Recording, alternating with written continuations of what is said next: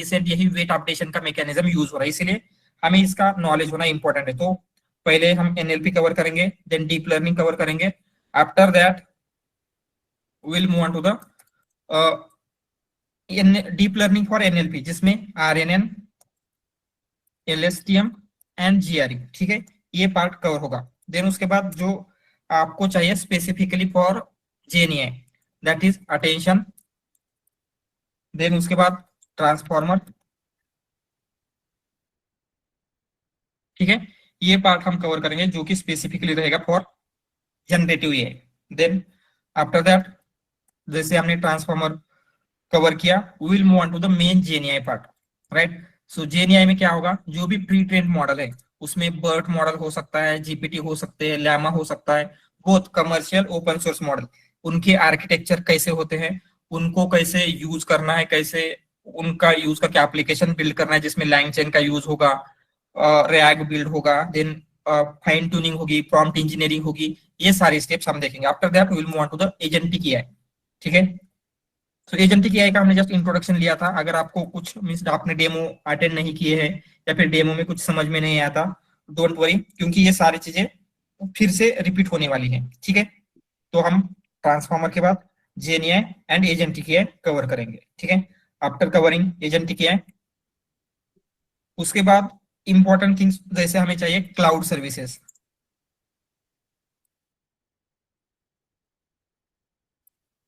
Cloud services, ठीक है।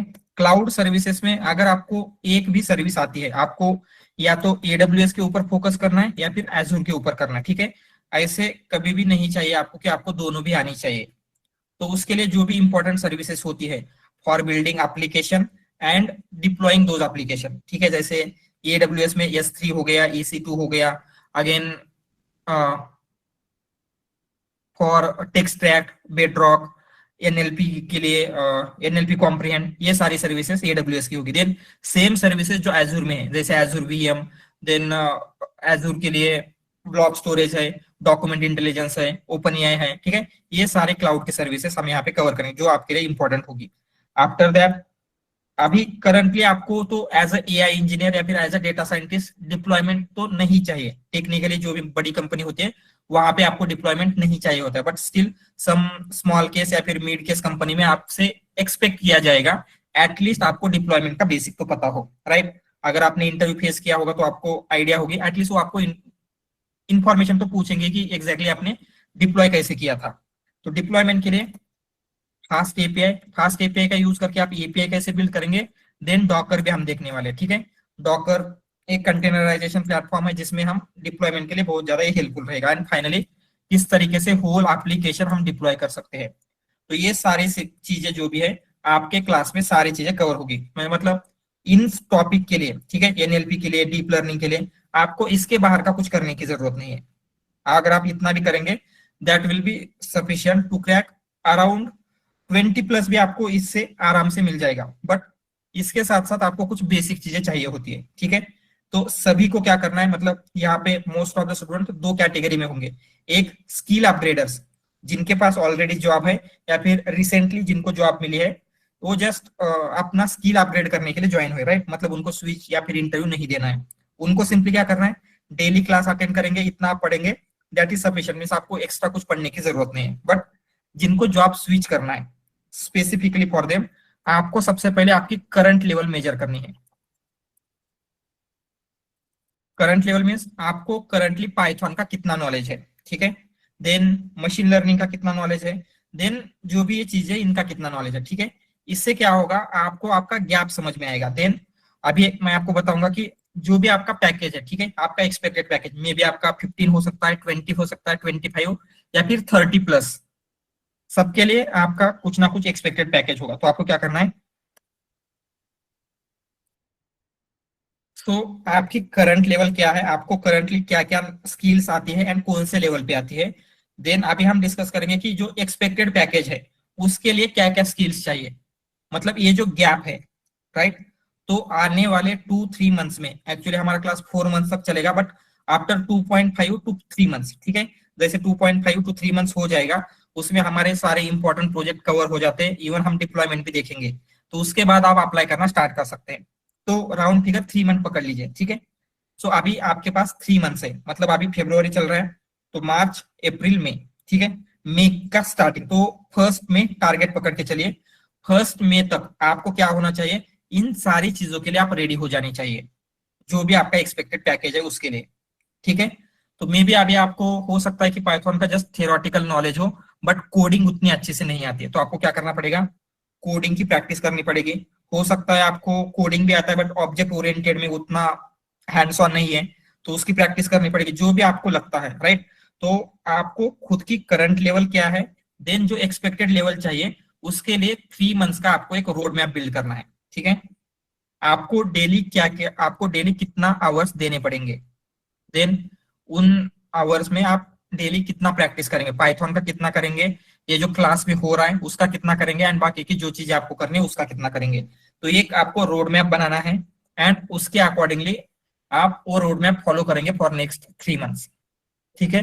And उसमें आपको कुछ भी डाउट आता है, इवन आपको पाइथन में प्रॉब्लम आता है, मशीन लर्निंग में आता है, उसके लिए रिसोर्सेस वगैरह चाहिए, आपका जो व्हाट्सएप ग्रुप है वहां पे आपको मेरा नंबर मिल जाएगा, you can contact me any time, ठीक है।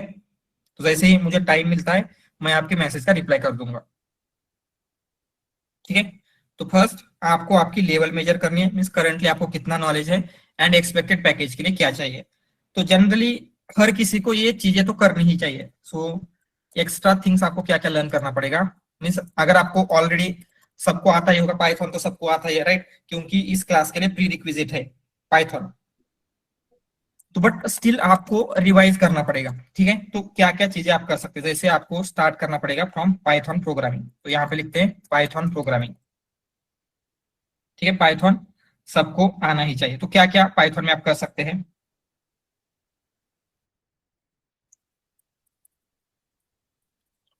तो पाइथन का बेसिक तो सबको आता है, जैसे सिंटैक्स हो गया, राइट, पाइथन का सिंटैक्स कैसे वर्क करता है, जो भी पाइथन के इनबिल्ट फंक्शन है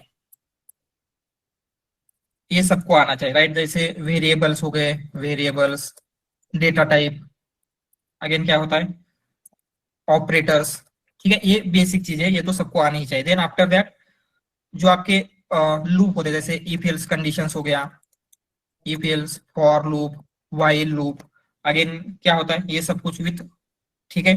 ये function, lambda, map, filter, reduce, ये जो भी आपके इनबिल्ट फंक्शन है, राइट। देन फंक्शंस में क्या क्या होता है वो भी दिखते हैं, जैसे उसके बाद आपको जो डेटा टाइप है उसमें लिस्ट, लिस्ट या डिक्ट, टपल, ठीक है। अगेन क्या होता है, string, string, set, string, set set, ठीक है। ये सारी चीजें आपको, जो भी उसका डिटेल है, मतलब उसकी कुछ मेथड होती है, राइट, लिस्ट की कुछ मेथड है, स्ट्रिंग की कुछ स्पेसिफिक मेथड है, उनका एटलीस्ट बेसिक नॉलेज होना चाहिए। मतलब कोई भी अगर आपको प्रॉब्लम दिया जाता है तो आपको अंडरस्टैंडिंग होनी चाहिए कि एग्जैक्टली ये कैसे होता होगा, ठीक है। देन इफ एल्स, ये सब कुछ हो गया। आफ्टर दैट फंक्शन में जो भी रिटर्न वैल्यू कैसे करना है, आर्ग्यूमेंट्स क्या होती है, राइट। देन ये जो भी बेसिक चीजें, देन आफ्टर दैट आपको फाइल हैंडलिंग चाहिए। फाइल हैंडलिंग मीन्स फाइल को हम रीड कैसे करते हैं, राइट, विथ ओपन जो सिंटैक्स है, रीड कैसे करना है, राइट कैसे करना है, ये सारी चीजें। देन आपके जो भी पैकेजेस है, पैकेजेस मतलब इंस्टॉल कैसे करना है, यूज कैसे करना है, इंपोर्ट कैसे करते हैं, ये सारी चीजें। Then virtual environment, virtual environment create कैसे करना है, एक्टिवेट कैसे करना है, राइट, लिनक्स प्लस विंडोज दोनों के लिए देख लीजिए।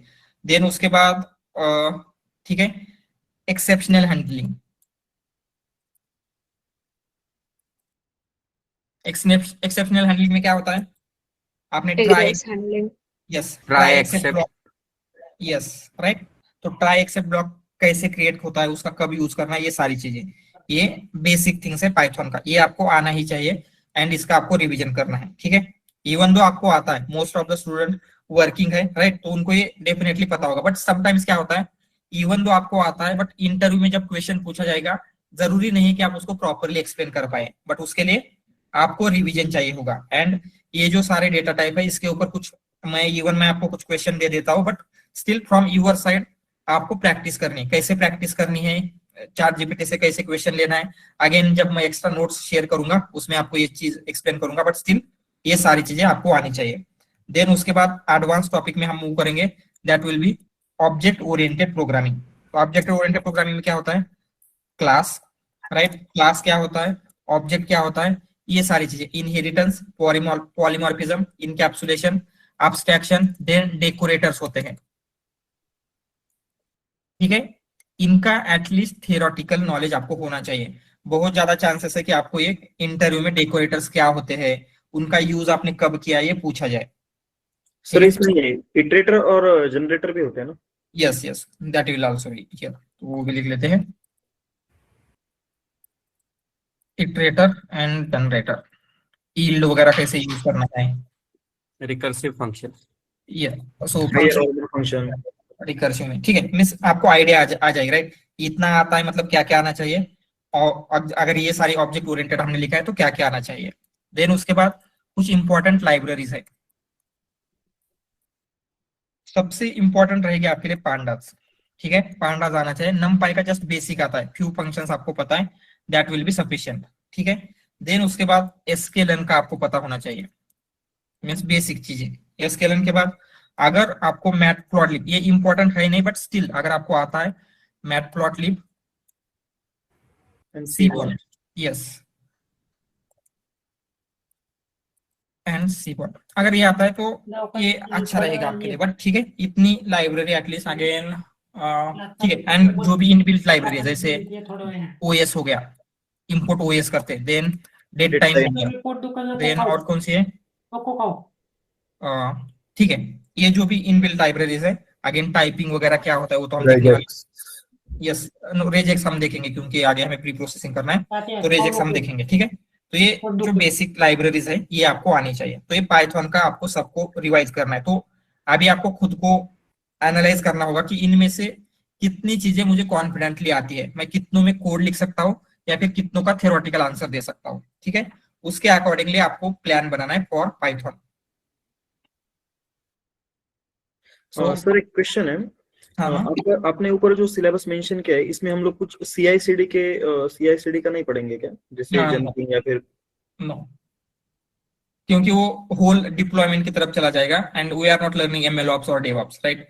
तो ये आपको नहीं आता है तो भी चल जाएगा, मतलब मैं आपको आइडिया दे दूंगा कि कहाँ पे इंटीग्रेट कर सकते हैं। तो सिंपली आप बोल सकते हैं क्योंकि आपका रोल इतना, अगर आपको आता है डॉकर आता है, फास्ट एपीआई आता है, एडब्ल्यूएस सर्विस आता है, that is more than sufficient, right.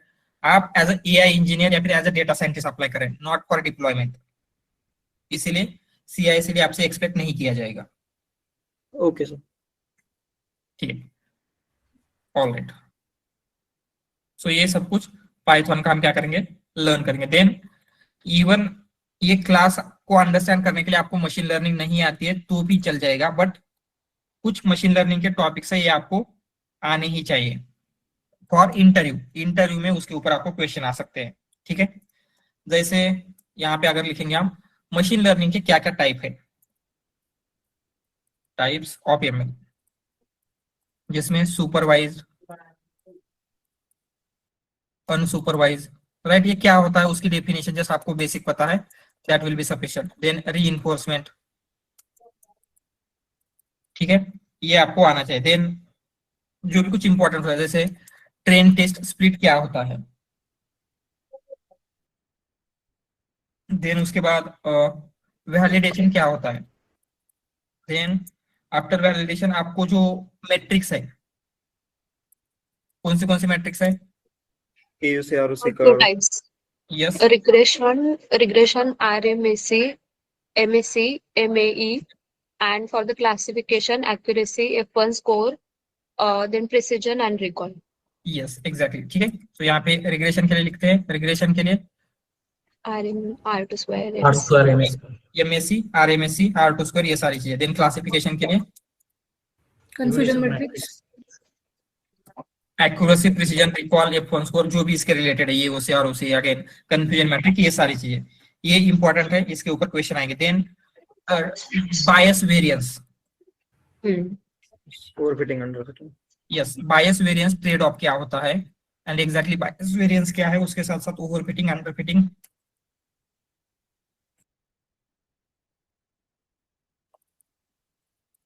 ठीक है, ये इंपॉर्टेंट थिंग्स है। देन उसके साथ अगर आपको फीचर इंजीनियरिंग जो भी होते हैं उसका बेसिक रेगुलराइजेशन, एक्चुअली ये भी चाहिए, जैसे इसमें L1 L2 क्या है वो आपको देखना है, देन ड्रॉप आउट या फिर बाकी की जो मेथड्स है वो हम देखेंगे न्यूरल नेटवर्क के लिए कौन सी मेथड्स होती है। इलास्टिक नेट इसकी जरूरत नहीं है, but Ridge and lasso. Yes L1 L2 उसमें वो कवर हो जाएगा। Then ensemble technique, ensemble, right, तो वो एल्गोरिदम में लिखते हैं, तो आपको कौन से एल्गोरिदम आने चाहिए।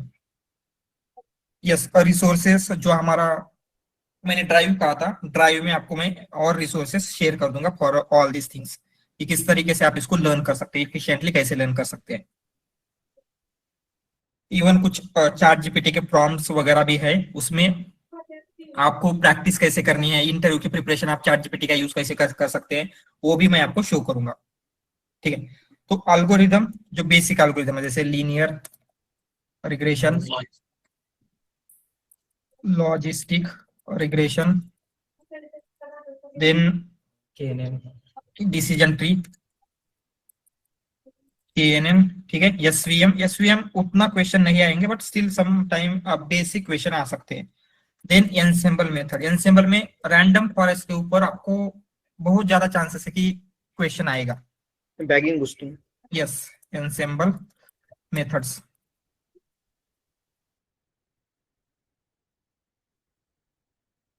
उसमें रैंडम फॉरेस्ट, जो भी बैगिंग बूस्टिंग की जो भी एल्गोरिदम है, बैगिंग वर्सेस बूस्टिंग, ठीक है, एक्सजी बूस्ट, आइडा बूस्ट, ये भी आप क्या कर सकते हैं, थोड़ा सा पढ़ेंगे, that will be sufficient. Then उसके बाद की मींस भी देख सकते हैं फॉर क्लस्टरिंग। ठीक है, सो ये बेसिक चीज आपको इतने एल्गोरिदम अगर आते हैं that is more than sufficient. Even उसमें भी just linear, logistic, decision tree and random forest, ठीक है, इतना करके जाएंगे, एनसेम्बल का बेसिक चीजें करेंगे, that will be also sufficient. ठीक है, ऑलवेज आपको मशीन लर्निंग के ऊपर क्वेश्चन आएगा ही, ऐसे नहीं है, बट आने के चांसेस होते हैं, इसलिए अगर आप इतना प्रिपेयर करके जाएंगे दैट विल बी सफिशिएंट। सो आप उनको बोल सकते हैं फॉर लास्ट 2 years आप ओनली जेएनआई के ऊपर काम कर रहे हैं, मशीन लर्निंग का उतना याद नहीं है, चल जाता है, बट उसके लिए कंडीशन है कि आपका जो भी जेएनआई है उसके आंसर प्रॉपरली होनी चाहिए, उसमें आपकी कोई मिस्टेक नहीं होनी चाहिए। तो क्या है, इवन दो आपने इनका आंसर नहीं दिया तो भी चल जाएगा, बट पाइथन के लिए ऐसे नहीं है, पाइथन आपको आना ही चाहिए, एंड जो भी कोड वगैरह वो दे सकते हैं वो आपका रन होना चाहिए। ठीक है, सो इतना ये सबको करना है, एंड अगर आपने इतना किया मतलब machine learning, Python programming, and then जो भी हमने क्लास में कवर किया है, तो इतने से सबको अगर आप प्रॉपरली सारी चीजें करेंगे 15 LPA का पैकेज मिल जाएगा। ठीक है,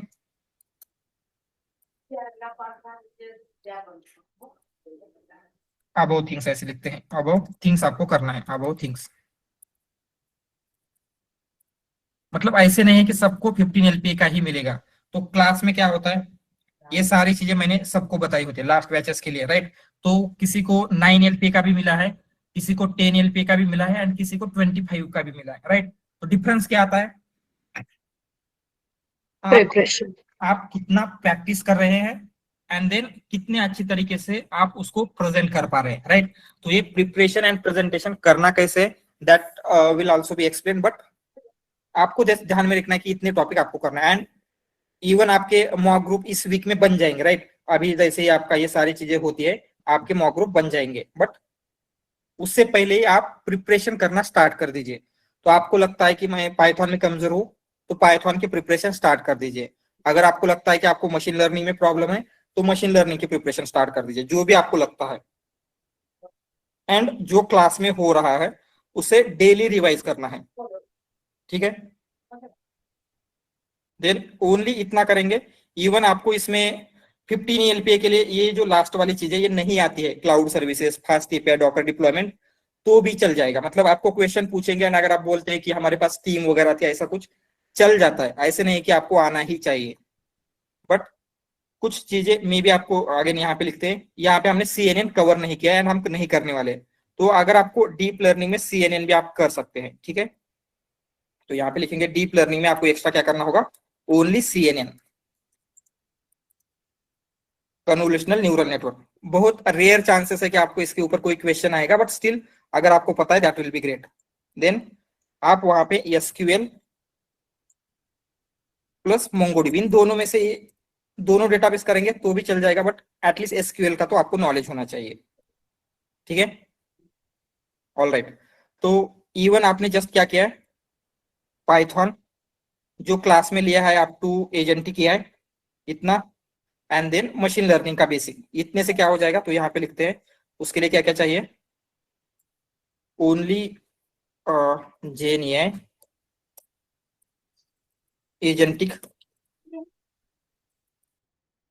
एजेंटिक किया है, ठीक है। Then NLP, then DL, then ML, ठीक है। और कुछ है पाइथन, पाइथन अगर आपको इतना आता है, इतना अगर आपने प्रॉपर लिया दैट इज सफिशिएंट, आपको एक्स्ट्रा कुछ करने की जरूरत नहीं, ठीक है। For 15 LP, up to 15 LP आपको मिल जाएगा, बट उसमें जेएनए एजेंटिक एआई के प्रोजेक्ट एंड आपका जो सिलेक्शन होता है इंटरव्यू में, आप बोल सकते हैं कि ऑलमोस्ट मोर देन 50% आपका सिलेक्शन प्रोजेक्ट के ऊपर डिसाइड होगा। आपने प्रोजेक्ट क्या लगाया है एंड प्रोजेक्ट को आप कैसे एक्सप्लेन करेंगे, राइट। जस्ट क्या होता है, आई हैव सीन, इवन मैं जब मेरी कंपनी में इंटरव्यू लेता हूँ तो जस्ट बेसिक वे से प्रोजेक्ट एक्सप्लेन होता है, ऐसे लगता है कि यूट्यूब से पढ़ के आ गए, राइट। यूट्यूब पे अभी क्या है, रैग वगैरह के बहुत सारे प्रोजेक्ट मिल जाएंगे, इवन एजेंटिक वगैरह के भी, तो इजिली समझ में आता है कि आपने एक्चुअल में उसके ऊपर काम किया है या नहीं किया है। तो उसके लिए आंसर कैसे करना है वो भी हम देखेंगे आगे जाके, बट आपका मोर देन 50% जो सिलेक्शन है it will be depend on your projects. तो आप प्रोजेक्ट को कैसे एक्सप्लेन करते हैं एंड प्रोजेक्ट को आपने किस लेवल का प्रोजेक्ट किया है, राइट। जस्ट बेसिक पाई पीडीएफ यूज किया है या फिर रिकर्सिव यूज किया है तो नहीं चलेगा, उसके साथ साथ जो भी हमारी एडवांस मेथड है उसका भी आपको नॉलेज होना चाहिए, ठीक है। तो प्रोजेक्ट तो हम देखने ही वाले हैं, जो इंडस्ट्री लेवल प्रोजेक्ट होंगे वही प्रोजेक्ट लगाएंगे तो भी आपको चल जाएगा, बट मोर देन 50% आप बोल सकते हैं कि क्या होगा, it will depend on your project, ठीक है। तो प्रोजेक्ट के ऊपर फोकस करना है, इवन जब हमारा फर्स्ट प्रोजेक्ट हो जाएगा, ठीक है, तो हमारा फर्स्ट प्रोजेक्ट होगा अराउंड मे बी इस मंथ के एंड में आप कंसिडर करेंगे, जैसे आपका ये आरएनए एलएसटीएम हो जाएगा तो हमारा एक फर्स्ट प्रोजेक्ट होगा एनएलपी के ऊपर, तो वहीं पे मैं आपको आइडिया दे दूंगा कि आपको आइडिया आ जाएगी कि एग्जैक्टली कैसे प्रोजेक्ट को एक्सप्लेन करना है। देन हमारा फर्स्ट जो आपका मॉक ग्रुप है, तो हर एक मॉक ग्रुप के साथ मैं कनेक्ट करूंगा फॉर डिस्कशन ऑफ प्रोजेक्ट, ठीक है। तो फेब एंड में क्या होना चाहिए, आपका कितना एक्सपीरियंस है, मे बी कंसिडर आपका 3+ एक्सपीरियंस है, तो आपके रिज्यूम में कितने प्रोजेक्ट लगाने चाहिए, देन उन प्रोजेक्ट में क्या क्या चीजें आपको इंक्लूड करना है, ये सारी चीजें डिसाइड होगी, ठीक है। देन हमारा सेकंड मीट होगा after 1 month, may be March and में, ठीक है। तो वहां तक आपको जितने भी प्रोजेक्ट हमने बोले थे, आपने कंसिडर 4 प्रोजेक्ट आपके रिज्यूम पे लगाना डिसाइड किया है, तो आपके वो 4 प्रोजेक्ट रेडी होने चाहिए, ठीक है। कैसे रेडी करना है I will guide you for that, but अभी फेब एंड तक आपको क्या करना है, जो क्लास में हो रहा है प्लस ये जो भी चीजें हैं पाइथन मशीन लर्निंग, ये फेब एंड तक आपका कंप्लीट हो जाना चाहिए। तो फेब एंड में क्या होगा, मैं आपके मॉक ग्रुप के साथ कनेक्ट करूंगा और आपको प्रोजेक्ट के लिए गाइड करूंगा, अगर आपका एक्सपीरियंस 2 इयर्स है तो क्या कितने प्रोजेक्ट लगाने हैं एंड कौन से प्रोजेक्ट लगा सकते हैं, ठीक है। तो प्रोजेक्ट बहुत ज्यादा इंपॉर्टेंट है एंड प्रोजेक्ट के ऊपर आपका सारी चीजें डिसाइड होगी। तो 15 एलपीए के लिए इतना करेंगे that will be sufficient, then up to 20 लिखते हैं, ठीक है, अप टू 20 एलपीए। तो जैसे अभी आप थोड़ा सा हायर जा रहे हैं तो आपको क्लाउड सर्विस, एटलीस्ट एक क्लाउड सर्विस का नॉलेज होना चाहिए, ठीक है। मतलब ऐसे नहीं है कि डिटेल में आना चाहिए, बेसिक इंट्रोडक्शन, मतलब आपको पता है S3 क्या होता है, आपको पता है EC2 क्या होता है, ठीक है, उनका यूज कैसे करना है, इवन दो आपने यूज नहीं किया है उतना एक्सटेंसिवली, जस्ट अगर आप मेंशन करते हैं कि हमारे प्रोजेक्ट में यूज किया था, I am familiar, you are not experience, just familiar, तो भी क्या है चल जाता है। Basic of cloud services, just एक क्लाउड सर्विस आनी चाहिए, दोनों किसी को नहीं आती, मतलब दोनों आपसे एक्सपेक्ट नहीं किया जाएगा, आपको तो AWS आना चाहिए या फिर एजूर। यस फैजान, सर ये दोनों में से कौन से इस पे फोकस करना चाहिए, AWS और अजूर? तो करंटली मार्केट में सबसे ज्यादा AWS चलता है, बट AI रिलेटेड थिंग से एजूर में है, इसीलिए एजूर भी अभी उतना ही हम बोल सकते हैं कि ट्रेंडिंग में है, ठीक है।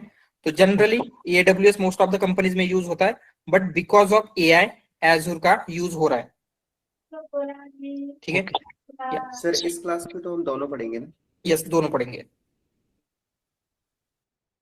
ठीक है। तो basic of cloud services, fast API, ठीक है। मतलब क्या होता है, आई हैव सीन बहुत सारे लोग हैं जिनको नॉलेज बहुत अच्छा है, राइट। नोटबुक में वो मशीन लर्निंग का मॉडल एकदम अच्छे से डेवलप करेंगे, बट नोटबुक से आपका काम नहीं चलता। नोटबुक को आप डिप्लॉय नहीं कर सकते, राइट।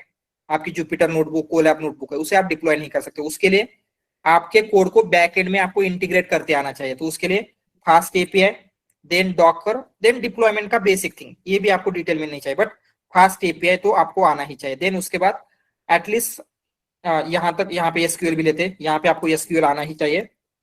देन इसमें एसक्यूएल के साथ अगर आपको मंगोडीबी भी आता है वो एक्सपेक्ट किया जाएगा, मतलब पूछा नहीं जाएगा बट आता है, अगर आप एक्सप्लेन करते हैं दैट विल बी गुड, ठीक है। ऑल राइट, देन 25+, आपको ये सारी चीजें आनी चाहिए and at least 3+ years of experience चाहिए, 3+ ईयर्स। एंड यहाँ पे क्या है, जो चीजें आप बेसिक से चल रहा था, राइट, मतलब basic of cloud, basic fast API का तो आपको चाहिए। देन मे बी हो सकता है, am I audible? Yes, sir. All right, ठीक है।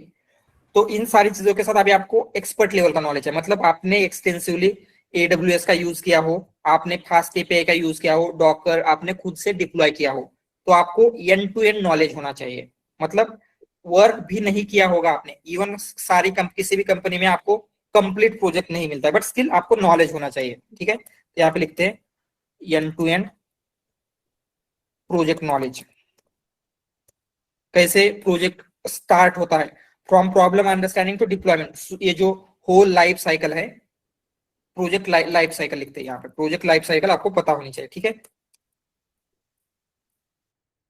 एंड देन जब आप 30+ एक्सपेक्ट कर रहे हैं तो आपको इसके साथ सिस्टम डिजाइन की जो थिंग्स है, मतलब कैशिंग क्या होता है, उसके बाद स्केलेबल कैसे करना है, स्केलेबिलिटी, देन आपका जो एप्लीकेशन है उसे आप कैसे मल्टीपल यूजर को सर्व करेंगे। सो ये जो बेसिक कंसेप्ट होती है, मतलब डिटेल में सिस्टम डिजाइन नहीं, बट बेसिक ऑफ, ऐसे लिखते हैं बेसिक्स ऑफ सिस्टम डिजाइन, ये आपको आना चाहिए, ठीक है सर। हम्म। सर आपका ये जो कैशिंग स्केलेबिलिटी ये भी क्या आप पढ़ाएंगे? मतलब नॉलेज लेंगे बट उतने एक्सटेंसिवली नहीं, क्योंकि हमारे पास मतलब उतने यूजर्स वगैरह वाला एप्लीकेशन नहीं बिल्ड करेंगे, बट मैं आपको आइडिया दे दूंगा। Okay sir. हाँ, यस, क्लास में end to end project cover होगा, सारे प्रोजेक्ट एंड टू एंड रहेंगे। सर फास्ट एपीआई भी लेने वाले हैं हम लोग? यस, फास्ट एपीआई भी लेंगे, ओके, ठीक है। तो आपका जो भी गोल है अभी, उसके अकॉर्डिंगली आपको डिसाइड करना है कि अभी आपको क्या क्या प्रिपेयर करना चाहिए। तो इवन हम यहाँ पे देखेंगे तो आपको क्या करना है, अगर आपको 30+ चाहिए तो सिस्टम डिजाइन के ऊपर अभी से फोकस करना स्टार्ट कर देना है, एंड बाकी की चीजें भी, राइट। मतलब हम जो पढ़ेंगे, हम फास्ट एपीआई का देखने वाले, डॉकर का भी देखने वाले, तो उसमें भी कुछ एडवांस टॉपिक है, ये भी आपको करने पड़ेंगे अगर आप 30+ चाहिए। तो हमें एज ए AI इंजीनियर जितना चाहिए वो तो हम देखने ही वाले हैं, बट स्टिल अगर आप थोड़ा सा और करते हैं, राइट, एक्स्ट्रा माइल जाके, that will be helpful. Yes Shubham? Sir तो हम हमारे क्लास में ये भी कवर करने वाले क्या, स्केलेबिलिटी वगैरह वो सब डिस्कस करेंगे? या डिस्कस करेंगे, मतलब इम्प्लीमेंटेशन, स्केलेबिलिटी का वगैरह, लोड बैलेंसर वगैरह हम इम्प्लीमेंट करके नहीं देखेंगे, बट डिस्कशन होगा।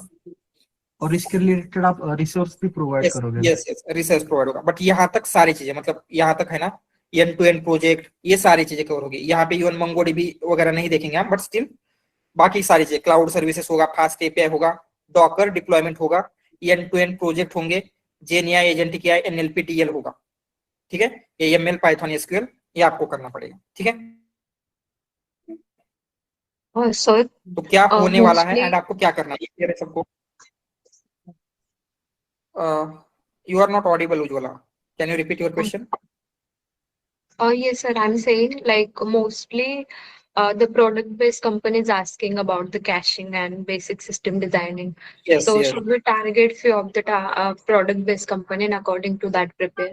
यस यस यस, कर सकते हैं, यस। सर एक और क्वेश्चन था मेरा। रिसोर्सेस आप शेयर करेंगे क्या? हाँ यस यस, बोलिए शुभम। इसके लिए मुझे एक और क्वेश्चन था। सो यूजुअली क्या होता है ना सर, मतलब मैंने इसके पहले डेटा साइंस का भी क्लास किया था, तो मैंने क्या इशू फेस किया कि मैं यहाँ पे तो अच्छे से बना रहा था प्रोजेक्ट्स वगैरह सब कुछ, पर जब एक्चुअल इंडस्ट्रीज में काम करने जाते हैं ना, तब एक्चुअल मॉड्यूलर कोडिंग और वो सब स्ट्रक्चर क्या होना चाहिए वीएस कोड में, वो सब मतलब पता नहीं होने की वजह से थोड़ा कॉन्फिडेंस नहीं आता है वहाँ पे काम करते वक्त। राइट, डोंट वरी, वो हम देखेंगे। राइट, हम क्या होगा, नोटबुक में सारा कोड बिल्ड करेंगे, देन वीएस कोड में उसे कैसे लेके जाना है, .py फाइल में कैसे कोड लिखना है, राइट, वो देखेंगे। एपीआई क्रिएट करेंगे, डिप्लॉयमेंट तक, मतलब प्रोडक्शन ग्रेड कोड हम लिखेंगे जैसे कंपनी में होता है। सर मतलब फुल मॉड्यूलर कोड ही लिखेंगे ना? Yes yes, modular, yes yes. And उसमें जाके सर जो शुभम ने जो बोला है अभी, वही सर प्रॉब्लम ज्यादा रहता है, क्योंकि सर सपोज कोई बंदा ने एक प्रोग्राम किया है और मैं कुछ ना कुछ प्रोग्राम करने जा रहा हूँ, तो फिर मैंने जो प्रोग्राम किया वो प्रोग्राम का दूसरे प्रोग्राम में भी वो थोड़ा अपडेट होके चेंज हो सकता है, राइट? यस यस, उसमें सर बहुत दिक्कत हो जाता है। तो यस देखेंगे आप। एंड इवन क्या होता है, समटाइम्स आपको एग्जिस्टिंग कोड बेस दिया जाएगा, तो उसे अंडरस्टैंड कैसे कर सकते हैं आप, थोड़ा बेसिक नॉलेज हम लेंगे वो, ठीक है? Okay sir. And then git and GitHub, जो मैंने मेंशन नहीं किया था, इसका भी आपको नॉलेज होना चाहिए, गिटहब का, ठीक है? सो ये सब कुछ क्लियर है। तो आपका अभी क्या करना है, आपको एक, जहां पे भी आपको नोट बनाने की आदत है, किसी को डिजिटल नोट बनाना अच्छा लगता है, किसी को फिजिकल नोट बनाना अच्छा लगता है, व्हाट एवर योर प्रेफरेंसेस, आपको नोट बनाना स्टार्ट कर देना है। उसमें आपका क्या पैकेज चाहिए आपको लिखिए रखिए। 15 LPA टारगेट है, 20 LPA टारगेट है, 20 प्लस टारगेट है, 30 प्लस टारगेट है। जो भी टारगेट है उसके लिए आपको सबसे पहले क्या करना है, आपका करंट लेवल, राइट? करंटली मुझे क्या क्या आता है, मुझे पाइथन कितना आता है, मशीन लर्निंग कितना आता है, एंड ये जो बाकी की थिंग्स है, क्या मुझे एसक्यूएल आता है, क्या मुझे गिटहब आता है, जो भी थिंग्स है, ठीक है? तो मेरा करंट नॉलेज एंड मेरा एक्सपेक्टेड पैकेज के लिए कितना नॉलेज चाहिए, तो ये जो गैप है, तो ये गैप किस तरीके से आप फिल कर सकते हैं, उसका आपको प्लान करना है। तो अराउंड 2 to 3 मंथ्स है आपके पास ये गैप फिल करने के लिए। तो अभी करंटली ये जो फेब का मंथ है, उसमें आप Python, machine learning and SQL, ठीक है, एसक्यूएल इतना फोकस रखिए, देन बाकी की चीजें आफ्टर 1 मंथ प्रोजेक्ट के साथ आप कर सकते हैं, ठीक है? Yes Kshitija. Sir actually daily का जो क्लास होता है उसको रिवाइज करने में मैक्स टू मैक्स कितना टाइम लगेगा, मतलब हाफ एन आवर पेशेंट होगा। Sorry, half hour, 30 minutes. Okay, क्योंकि हमें डेली रिवाइज करना होगा ना, तो डेली का क्लास प्लस वो बाकी की चीजें, तो फिर डेली के क्लास के लिए कितना टाइम लगेगा? डेली का क्लास रहेगा 1.5 hour, 8 PM to 9:30 PM daily class रहेगा। हाँ नहीं सर, मेरा क्वेश्चन वो नहीं था। जो भी क्लास में हम पढ़ेंगे ना, तो उसको रिवाइज करने में हमको दूसरे दिन 4 आवर्स देने होंगे या 5 आवर्स? 30 मिनट सफिशिएंट है होल क्लास को रिवाइज करने के लिए। बट आप क्लास में एक्टिवली प्रेजेंट है तो, राइट? ऐसे नहीं होना चाहिए कि सामने क्लास चल रहा है, आप मोबाइल चला रहे हैं या फिर कुछ और हो रहा है। ऐसे होगा तो इवन आप 3-4 घंटे देंगे तो भी नहीं होगा। आप क्लास में एक्टिवली सारी चीजें लिसन कर रहे हैं, बाद में दूसरे दिन या फिर सेम दिन इवन जस्ट 30 मिनट्स देते हैं, that will be sufficient. Even जैसे जो भी हमने आज पढ़ा है, मैं कल स्टार्टिंग के 5-10 मिनट में रिवाइज करता ही हूँ, तो आपको आगे वो मल्टीपल टाइम्स रिवाइज हो जाएगा, ठीक है? बट आपके मॉक ग्रुप में या फिर आपको पर्सनल लेवल पे करना है, आपको रिवाइज डेली के डेली करना है, ठीक है? असाइनमेंट्स जो टाइम पे दी गई है, टाइम पे असाइनमेंट सबको अपलोड करना है। तो ये सारा चीजें क्लियर है। तो आपको खुद का लेवल, करंट लेवल क्या है, एक्सपेक्टेड पैकेज क्या है, एंड उसका गैप फिल करने के लिए जो भी रोड मैप आपको अच्छा लगता है बिल्ड करके रखिए, एंड उसके अकॉर्डिंगली अभी आपको प्लान करना है। एंड देन उसमें आपको कोई भी प्रॉब्लम है, राइट, आपको रिसोर्सेस चाहिए फॉर एनी टॉपिक, आप मुझे मैसेज कीजिए व्हाट्सएप पे, मैं आपको रिसोर्सेस वगैरह दूंगा। इवन जो हमारा ड्राइव क्रिएट होगा वहां पे तो एक्स्ट्रा नोट्स के साथ इवन पाइथन के क्या क्वेश्चन है, मशीन लर्निंग के क्या क्वेश्चंस है, ये सारी चीजें, प्लस कहाँ से आप इन सारे टॉपिक को रेफर कर सकते हैं, ये सारे रिसोर्सेस मैं शेयर करने वाला हूँ। बट स्टिल आपको लगता है अभी मुझे चाहिए, you can message me, I will give you those resources, ठीक है? फॉर एनीथिंग, जो भी आपकी जर्नी है, आपकी हमारी अभी 3-4 मंथ्स की जर्नी है, उसमें आपको 100% देना है आपका, राइट? अगर आप 3 मंथ्स 4 मंथ्स देते हैं, तो आपका पैकेज इजीली डबल होने के चांसेस है, राइट। ऑलमोस्ट सबका एवरेज जो सैलरी आएगा 80% है, राइट। 80% तो मिल ही जाता है, बट उसके आगे भी 200%, 300% भी आप क्या कर सकते हैं, सैलरी हाइक ले सकते हैं। अगर आपका आई हैव सीन स्टूडेंट जिनका 8 LPA था, उनको 24-25 LPA भी मिला है, बट आपको सारी चीजें प्रॉपरली करनी पड़ेगी, ठीक है। एंड उसमें प्रोजेक्ट का सबसे बड़ा रोल रहेगा, ठीक है। Anything else? Yes Faizan. Sir ये जो मशीन लर्निंग के टॉपिक्स आपने बताए उसका थ्योरेटिकल नॉलेज चाहिए बस, या हमको प्रैक्टिकल इम्प्लीमेंटेशन में आना चाहिए? मोस्टली थियोरेटिकल आता है, दैट विल बी सफिशिएंट। क्योंकि आप इंटरव्यू में बोल सकते हैं कि फ्रॉम लास्ट 2 ईयर मैं जस्ट जेएनआई पे काम कर रहा हूँ, बट उतना याद नहीं है मुझे, रिवाइज करना पड़ेगा। बट थियोरेटिकली आप बोलेंगे चल जाएगा। ओके। या प्रियदर्शनी? सर जो हम लोग ये पाई पीडीएफ जो यूज करते हैं, ये सब लाइसेंस्ड होते हैं क्या सर? नो, कुछ ओपन सोर्स होते हैं, कुछ लाइसेंस होते हैं, ठीक है। जो जैसे पाई पीडीएफ ये ओपन सोर्स है। Okay okay okay. तो सर जहाँ पे सर लाइसेंस होगा आप बताते जाएंगे ना हमको? Yes. Okay okay sir. Alright, ठीक है, क्लियर है सब कुछ। तो आपको क्या करना है, कैसे करना है, ऑल द थिंग्स क्लियर है। इसमें किसी को कुछ डाउट? यस बोलिए Nitin. Sir, I can see the cloud services. Two cloud services are there: AWS and Azure. GCP is excluded from this list. Yes. So some companies are using GCP, for example, startup. So will you be provide short session on GCP as well? तो क्या होता है, अभी industry में mostly क्या पूछा जा रहा है, इसके अकॉर्डिंगली सिलेबस बिल्ड हुआ है। तो जिन कंपनी में जीसीपी यूज हो रहा है, राइट, तो उन कंपनी में अगर आप बोलते हैं कि मुझे AWS आता है, एजूर आता है, तो आपका कभी रिजेक्शन नहीं होगा। सिंपली क्या होता है, जस्ट वहां पे सर्विसेज के नेम चेंज होते हैं। जिसको AWS आता है इजीली वो एजूर भी सीख सकता है, जीसीपी भी सीख सकता है। तो आपको इतना आ जाएगा तो आप इजीली अडॉप्ट कर सकते हैं। बट स्टिल उसके लिए रिसोर्सेस वगैरह अगर आपको चाहिए फॉर जीसीपी ओनली, वो मैं आपको प्रोवाइड कर देता हूँ, ठीक है। Okay, sure. The reason is in my current company I'm working on GCP. No means अगर ऐसे भी होता है, कैसे अभी जो लास्ट बैचेस के स्टूडेंट है, अगर उनके कांटेक्ट में हम हमेशा रहते हैं, अगर उनको मींस उनको मोर कंपनी जीसीपी पूछ रहे, राइट, एंड जीसीपी की वजह से रिजेक्शन हो रहा है, तो उसे भी हम इंक्लूड करने का ट्राई करेंगे। मतलब ऐसा कुछ हो रहा है कि जीसीपी की वजह से कंपनीज रिजेक्ट वगैरह कर रहे हैं, तो हम जीसीपी इंक्लूड करेंगे। मतलब अभी तक तो ऐसा सिनेरियो नहीं है, बट ऐसा होता है तो we will include that also. Sure, yeah. Thanks. Yes अभी मुझे ये पूछना था कि जैसे अभी ML तक का आपने बताया, तो क्या डीप लर्निंग में भी हमें लाइक जैसे एक्टिवेशन फंक्शन और ये सब, ये सारी थ्योरी है, उसका भी पढ़ना पड़ेगा?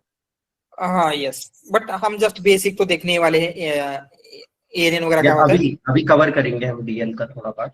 यस थोड़ा बहुत पार्ट करेंगे, बट जो भी एक्टिवेशन फंक्शन वगैरह होता है आपको डिटेल में जाके थोड़ा सा पढ़ना पड़ेगा, ठीक है। बट इंपॉर्टेंट सारा पार्ट जितना हम कवर करेंगे उतना तो सफिशिएंट होता है, बट जितना ज्यादा पढ़ाई करेंगे उतना बेटर ही है।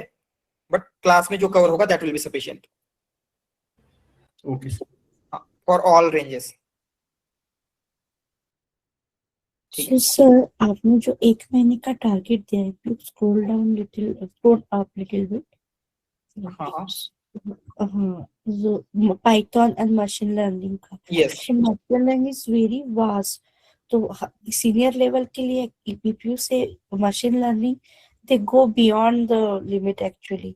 सो 1 महीने के अंदर ये सारी चीजें टारगेट हो पाएंगी, like working professional plus project? मतलब आपको ऐसे नहीं है कि ये सारी चीजें डिटेल में आनी चाहिए, राइट। आपको थियोरेटिकल इसका नॉलेज है एंड आप इंटरव्यू में एक्सप्लेन कर पाएंगे, दैट विल बी सफिशिएंट। तो इसके वीडियो क्या है, मे बी आप क्या कर सकते हैं, इवन 2 वीक्स में ये सारी चीजें अगर आप 1 आवर भी देती है तो 2 वीक में 10 to 15 आवर्स हो जाएंगे, इतना सफिशिएंट है, आप इजीली कवर कर सकते हैं। इवन डेली 1 आवर देते हैं फॉर 2 वीक्स, ये सारी चीजें कवर हो जाएगी। But sir, actually I tried to referring the online various resources, but वो वीडियो ही खुद 2-2 घंटे के होते हैं, so it's like कैसे I was thinking। ओके ठीक है, मतलब आपको लीनियर रिग्रेशन, लॉजिस्टिक, ये पहले फोकस करना है बेसिक चीजों के ऊपर ये। एंड इवन मैं आपको एक बुक रेफर करूंगा, उसमें जो बेसिक चीजें आपको अंडरस्टैंड होगी, ठीक है, वो आपका इसमें दूंगा, ठीक है। बट स्टिल हो जाता है, मीन्स मैं आपको रोड मैप वगैरह भी शेयर करता हूँ, जो हमारी एक्स्ट्रा नोट्स की फोल्डर है, मतलब एग्जैक्टली कैसे कर सकते, कौन से फ्लो से करेंगे, इवन कौन से चैप्टर के लिए कौन सा वीडियो वगैरह आप रेफर करना है, वो भी मैं इंक्लूड कर देता हूँ, ठीक है। So my personal challenge that was facing, I started preparing, but some of the due to the length of the things and interest चला जाता है एक लिमिट के बाद, तो वो कंसिस्टेंसी नहीं रहती है, and somehow we disconnect.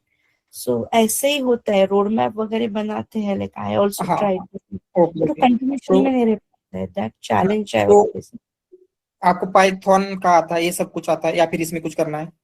नहीं, I know that thing, but interview preparation के लिए चीजें है ना, तो वो लिंकिंग में नहीं रह पाती, लाइक डीएसए करना है, ये करना है, वो करना है, वही कैसे करना एग्जैक्टली क्या होता है, पहले आपको इसके लिए थियरी पढ़नी है, राइट। इसका थियोरेटिकल आई डोंट थिंक किसी को पता नहीं है, ऐसा नहीं है, राइट, सबको आता है। देन मेन प्रॉब्लम आता है प्रैक्टिस के लिए। तो प्रैक्टिस के लिए एटलीस्ट डेली आप जस्ट 4 to 5 क्वेश्चन आपको करना है, ठीक है। डेली 4 to 5 कर रहे हैं तो जस्ट 10 डेज में आपके कितने हो जाएंगे, अराउंड 50 क्वेश्चन हो जाएंगे। एंड उतने क्वेश्चन अगर आपने कर लिए खुद से विदाउट चीटिंग, सफिशिएंट है, ठीक है। देन वो क्वेश्चन भी मैं आपको दे देता हूँ, एंड चैट जीपीटी का कैसे यूज करना है वो भी मैं आपको बताऊँ। देन साथ में क्या करना है, जो हमारा डेली हो रहा है, ठीक है, वो आपको फॉलो करना है डेली का, ये सारी चीजें। Then even half an hour या फिर वीकेंड पे थोड़ा ज्यादा आप मशीन लर्निंग के लिए दे सकते हैं। कभी आप ये पार्ट देखेंगे, कभी ये वाला देखेंगे, तो ये इजीली हो जाएगा, ठीक है। इवन मैं आपको रिसोर्सेस वगैरह रोड मैप देता हूँ प्रॉपरली, उससे आप और थोड़ा सा मतलब हम बोल सकते हैं कि स्ट्रक्चर्ड वे में आप लर्न कर सकते हैं। सो आप रोड मैप के साथ रिलेटेड रिसोर्स भी टैग करके दीजिए। यस, रिसोर्सेस भी देता हूं। Thank you sir. या ठीक है,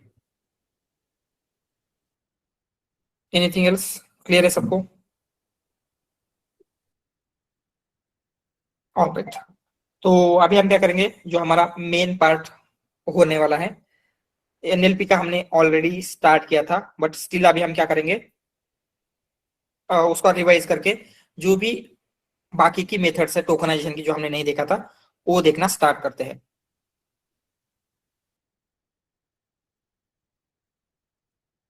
एंड ऐसे कभी भी नहीं करना है कि क्लास आप मिस कर देंगे, राइट। समटाइम्स क्या होता है, अभी मैं थोड़ा सा थका हुआ तो मैं नोट से पढ़ लूंगा, कल रिवाइज कर लूंगा, ऐसे कभी भी नहीं करना है। अगर एक बार आपका ये पीछे रह गया तो कंसिडर कीजिए वो रहता ही जाता है, राइट। उसको कैचअप करना बहुत डिफिकल्ट हो जाता है, क्योंकि अगर आपने आज का नहीं किया है तो आपको कल का नहीं समझेगा, तो कल का नहीं किया है तो उसके बाद का नहीं समझेगा। तो ये एक, अगर आपका ऐसे बैकलॉग पड़ता चला गया तो वो कैचअप करना बहुत ही डिफिकल्ट हो जाता है। तो ये कभी नहीं होने देना, इसीलिए डेली की डेली आपको सारी चीजें कवर करती रहनी है। एंड वीकेंड पे थोड़ा सा एक्स्ट्रा बैठिए, एंड जितना भी उस वीक का टास्क है, असाइनमेंट्स है, आपने कुछ रिवाइज नहीं किया था, पाइथन का नहीं किया था, तो वो आपको कंप्लीट करके ही लेना है। तो कुछ भी बैकलॉग लेके आपको आगे नहीं जाना है, ठीक है। ये क्लियर ध्यान में रखिए, क्योंकि इसी की वजह से बहुत ज्यादा प्रॉब्लम होती है। आई हैव सीन स्टूडेंट अच्छे से करते हैं स्टार्टिंग के 1-2 मंथ्स, बट बाद में क्या होता है, बिकॉज सम रीजन, घर में शादी आ जाती है, कुछ रिलेटिव कुछ हो जाता है, राइट। एंड देन एक बार वो प्रोसेस से बाहर हो गए तो प्रोसेस में आना बहुत ही डिफिकल्ट जाता है उनके लिए। तो ये नहीं होने देना है, राइट। इवन कुछ भी हो, एटलीस्ट डेली क्लास तो अटेंड करना ही है, ओके। क्लास में जो भी पढ़ाया जा रहा है उतना भी अगर आप ध्यान देके पढ़ेंगे वो भी बहुत ज्यादा हो जाता है, ठीक है। बट आपको बाकी की चीजें भी करनी है, क्लास का आपने मिस कर दिया वो भी आपको खुद से करना है, तो ये मैनेजेबल नहीं होता है। एंड जितना जल्दी आप एक क्लास के प्रोसेस में रह के कर सकते हैं, उतना क्लास एंड होने के बाद आफ्टर 4 months वो बहुत ही डिफिकल्ट होता है, right. I have seen student क्या होता है, 4 months के बाद बोलते हैं कि मुझे अभी पाइथन का रिवीजन बाकी है, क्योंकि उन्होंने 4 month में नहीं किया है। तो पाइथन का रिवीजन करने के लिए 1 month लेते हैं, तो पाइथन का करते करते उनको जेएनआई याद नहीं रहता, तो जेएनआई का करने के लिए लेते हैं, देन क्लाउड का भूल जाते हैं, तो ये रिवीजन करने में ही उनका 1 year चला जाता है। तो ये कभी भी आपके साथ होने नहीं देना है, ठीक है। तो क्लास एंड होने से पहले बिफोर 4 months एटलीस्ट एक ऑफर लेटर तो आपके हाथ में होना ही चाहिए, एंड उसके अकॉर्डिंग ही प्रिपरेशन स्टार्ट कर देनी है। ऐसे कभी भी नहीं सोचना है कि जैसे ही क्लास एंड हो जाएगा सारी चीजें कवर होगी क्लास में, उसके बाद मैं प्रोफाइल बनाऊंगा देन अप्लाई करना स्टार्ट कर दूंगा। नो, तो जैसे ही हमारे प्रोजेक्ट होंगे मैं आपको बोल दूंगा कि अभी से रिज्यूम बनाना स्टार्ट कर दीजिए, तो वहीं से आपको रिज्यूम बनाना स्टार्ट कर देना है। मैं बोलूंगा अप्लाई करना स्टार्ट कर दीजिए, वहीं से अप्लाई करना स्टार्ट कर देना है, ठीक है। बिफोर 4 मंथ्स एटलीस्ट एक ऑफर तो होनी ही चाहिए, उसके अकॉर्डिंगली ही आपको प्लान रखना है। ऐसे मत सोचिए कि 4 मंथ के बाद मैं अप्लाई करूंगा, वो बहुत प्रॉब्लमेटिक हो सकता है, ठीक है।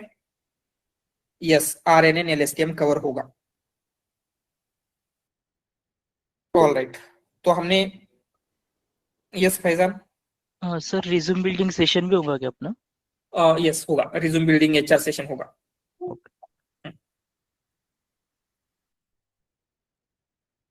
ऑल राइट, तो हमने सिंपली देखा था AI क्या होता है, हमने पढ़ा है, राइट। AI मीन्स क्या है, एक ऐसे सिस्टम बनाना जो ऐसे टास्क कंप्लीट करे जिन टास्क को कंप्लीट करने के लिए ह्यूमन इंटेलिजेंस चाहिए, राइट। AI वो होता है। देन ML क्या होता है, machine learning. We are learning from data, तो मशीन लर्निंग के लिए, डीप लर्निंग के लिए डेटा चाहिए, राइट। एंड डेटा की सारी स्टडी डेटा साइंस में हो रही है। बट डेटा के जनरली बहुत सारे टाइप है, बट मोस्टली 2 टाइप हो सकते हैं। एक तो डेटा विजुअल रहेगा, विजुअल मीन्स यस, जिन डेटा को हम आंखों से देख सकते हैं, जैसे इमेज, वीडियो, राइट, ये हो गया विजुअल डेटा। तो उसको जो भी प्रोसेस करना होता है it comes under computer vision या फिर CV। देन जो लैंग्वेज डेटा है, लैंग्वेज डेटा में क्या हो सकता है, टेक्स्ट, राइट, ऑडियो, ये सारी चीजें, तो ये क्या है, लैंग्वेज डेटा है। एंड लैंग्वेज डेटा को हम प्रोसेस करते हैं नेचुरल लैंग्वेज प्रोसेसिंग, या फिर इसे ही NLP कहा जाता है, ठीक है। तो आपको जस्ट अ मिनट,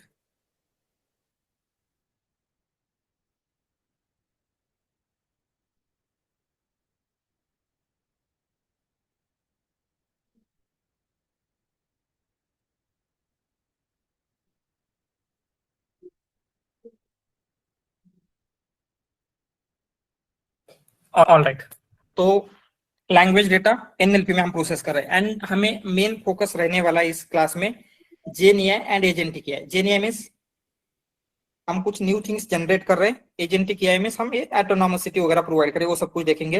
बट जो भी GenAI एंड एजेंटिक AI उसका बैकबोन क्या है, या फिर आपने जो भी GenAI एजेंटिक AI के एप्लीकेशन देखे हैं, ChatGPT, जेमिनी, कर्सर, ये सारे क्या है, किसके बेस के ऊपर बिल्ड हुए हैं, LLM, लार्ज लैंग्वेज मॉडल। मतलब ये प्रोसेस हुए हैं, ये बिल्ड हुए फॉर प्रोसेसिंग लैंग्वेज, राइट। मतलब लैंग्वेज का बेस क्या है, लैंग्वेज को हम प्रोसेस करें नेचुरल लैंग्वेज प्रोसेसिंग में। इसीलिए अगर आपको GenAI एजेंटिक AI अंडरस्टैंड करना है तो आपको LLM पता होना चाहिए, LLM एग्जैक्टली क्या है, राइट। एंड अगर आपको LLM समझना है तो पहले NLP का एटलीस्ट बेसिक तो नॉलेज होना चाहिए, क्योंकि बिफोर LLM NLP में हम डेटा को प्रोसेस कर रहे थे, ठीक है। ऑल राइट, इसीलिए हमने क्या किया था, अभी जो हमारे लिए NLP को अंडरस्टैंड करना इंपॉर्टेंट है, तो NLP का फाउंडेशन हम देख रहे थे, ठीक है।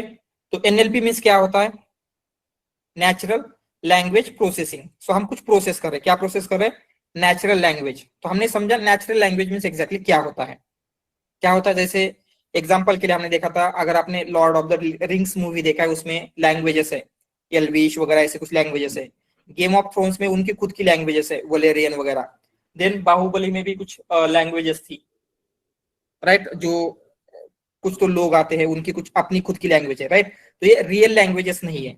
या फिर पाइथन, तो इन लैंग्वेजेस को हम नेचुरल लैंग्वेज क्यों नहीं कह सकते, why they are not natural language, क्या रीजन है? Because they have some set of rules. Exactly, क्योंकि ये लैंग्वेजेस नेचुरली इवॉल्व नहीं हुई है, राइट। तो कोई भी लैंग्वेज जब नेचुरली इवॉल्व होती है तो उसमें कॉम्प्लेक्सिटी बहुत ज्यादा होती है। एग्जांपल के लिए अगर हम पाइथन लेते हैं, ठीक है, पाइथन में फॉर है, ठीक है, इस फॉर का क्या मीनिंग होता है,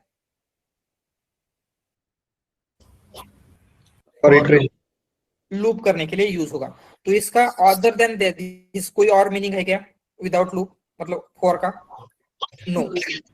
यहाँ पे जो ये फिक्स है, राइट।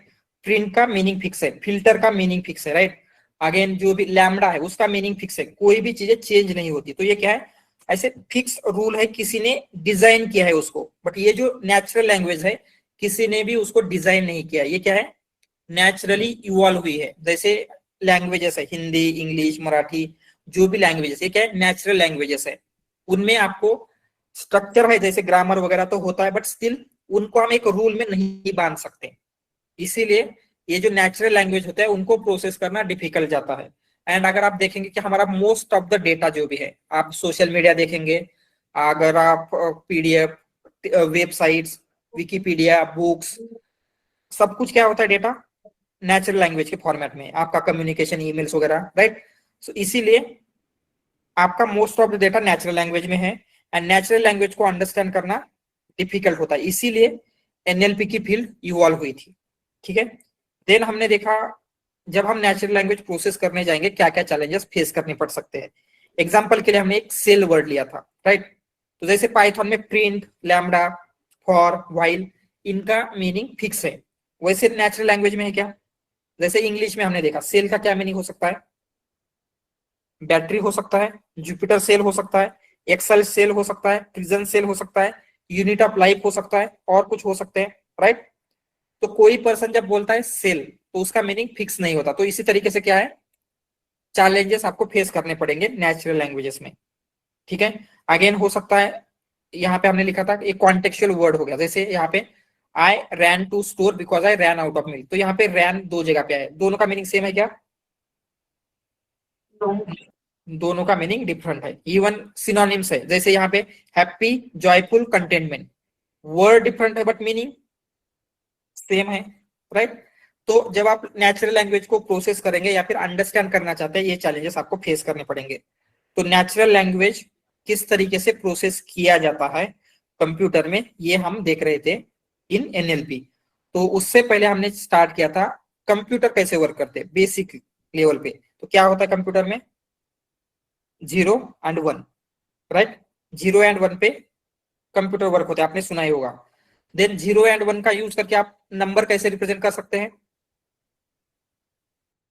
Binary form. तो हमने बाइनरी देखा था, बाइनरी क्या होता है। एंड देन टेक्स्ट को कैसे रिप्रेजेंट करेंगे, only using 0 and 1,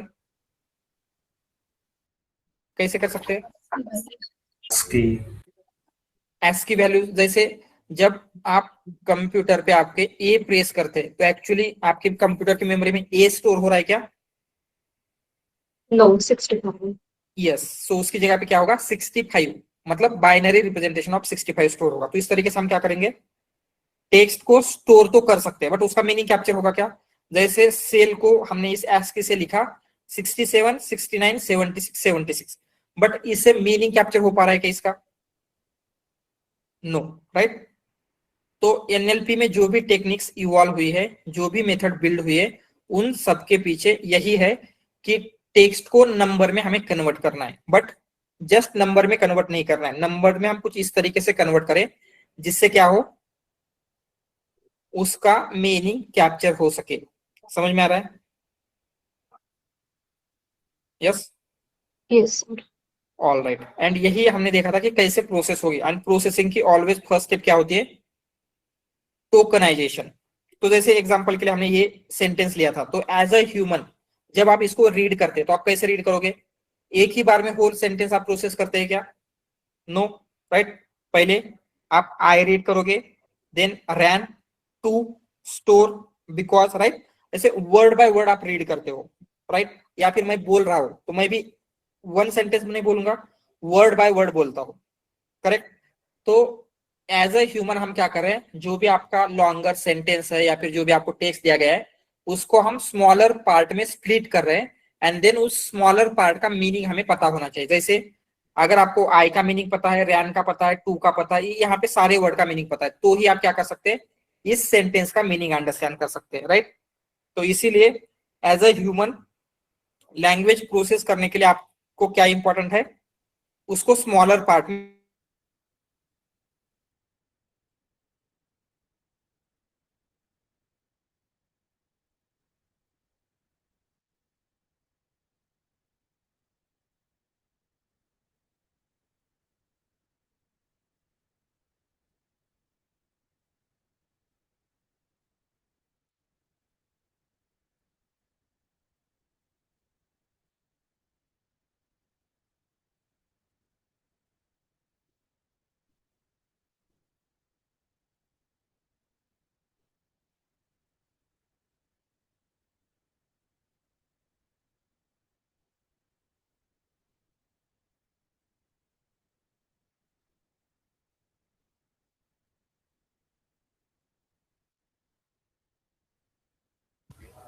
Hello. Has sir dropped off the call? You want to join in a minute. Wait. Yes, it's a drop away. Okay.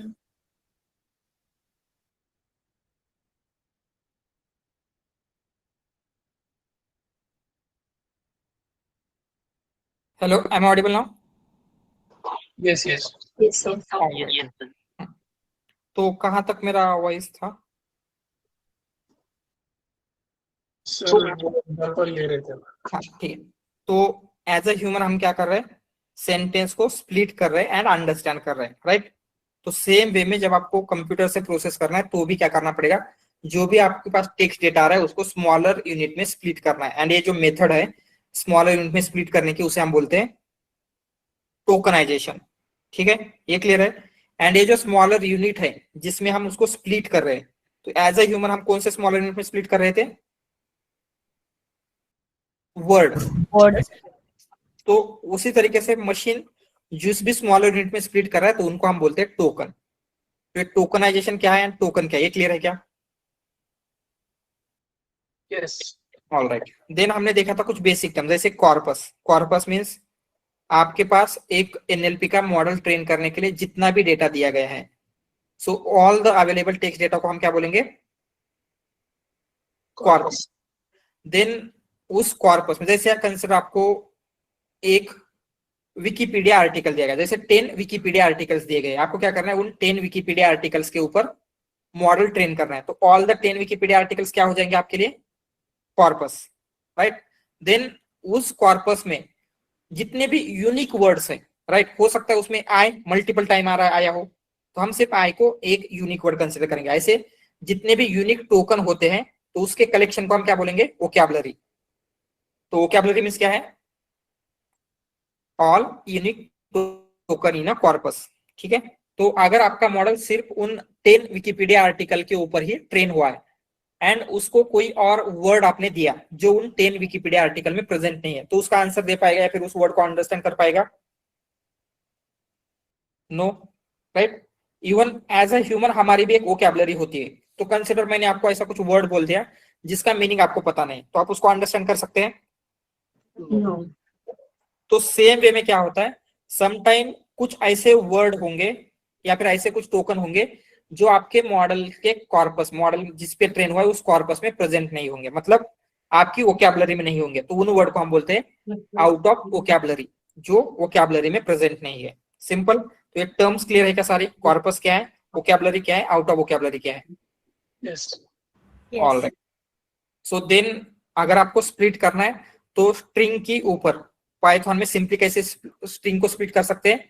जो भी आपके डॉट स्प्लिट मेथड करेंगे तो वो split कर देगा ऑन वाइट स्पेसेस, राइट?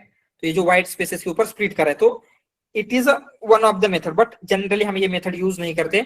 हम क्या करेंगे? कुछ लाइब्रेरी का यूज करते हैं। एंड हमने एक लाइब्रेरी यूज किया था, that was NLTK, natural language tool kit. तो ये स्पेसिफिक लाइब्रेरी है, Python library build for NLP के टास्क को सॉल्व करने के लिए बिल्ड किया गया है। एंड कोई भी लाइब्रेरी पाइथन में इंस्टॉल करना है तो पिप इंस्टॉल से इंस्टॉल करते हैं। एंड देन हमने एक टेक्स्ट लिया था, सो उसको स्प्लिट करने के जो भी डिफरेंट मेथड्स अवेलेबल है टोकनाइजेशन के, वो हम देख रहे थे। सबसे पहले आपने देखा व्हाइट स्पेस टोकनाइजर। सो इसके नाम से ही पता चल रहा है क्या करता होगा ये? Split on white spaces. Split on white spaces. So यहाँ पे जहां पे भी उसको व्हाइट स्पेस दिखेगा, यहाँ पे तो व्हाइट स्पेसेस के ऊपर टोकन को स्प्लिट करता है, जैसे कि उसने यहाँ पे व्हाइट स्पेसेस पे स्प्लिट किया है। बट अगेन क्या हो रहा है, जैसे डॉलर इसमें ही आ गया है, तो हम क्या चाहते हैं? Not based only on white spaces. अगर हम पंक्चुएशन के ऊपर भी स्प्लिट करना चाहते हैं तो उसके लिए है वर्ड पंक्ट टोकनाइजर। तो ये क्या करता है? स्पेसेस के साथ साथ पंक्चुएशन जहां पे भी है उसके ऊपर स्प्लिट करेगा। जैसे हमने वर्ड पंक्ट का यूज किया तो इसने क्या किया? आइस एंड क्रीम को सेपरेट किया। क्यों? क्योंकि उन दोनों के बीच में एक पंक्चुएशन था, राइट?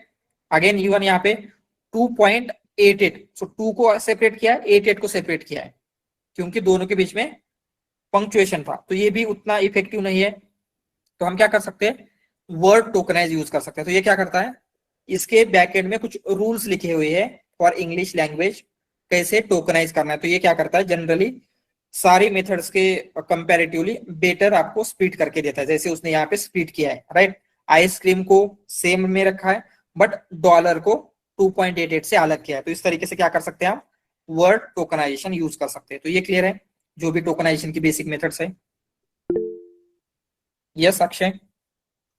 सर जो हम ये मेथड यूज कर रहे थे ना, white space tokenization, sorry word tokenization punctuation के ऊपर, तब हमने एक यहाँ पे स्टेप मतलब फॉलो किया था कि जहाँ पे हमने NLT के डॉट डाउनलोड पंक टैब, जो ये पंक टैब हम ये अच्छी से ये पंक टैब जब हम मतलब मैं जब प्रैक्टिस कर रहा था आज, तो जब मैं ये पंक टैब मैंने जब पुट किया तो वो एक्चुअली एरर दे रहा था।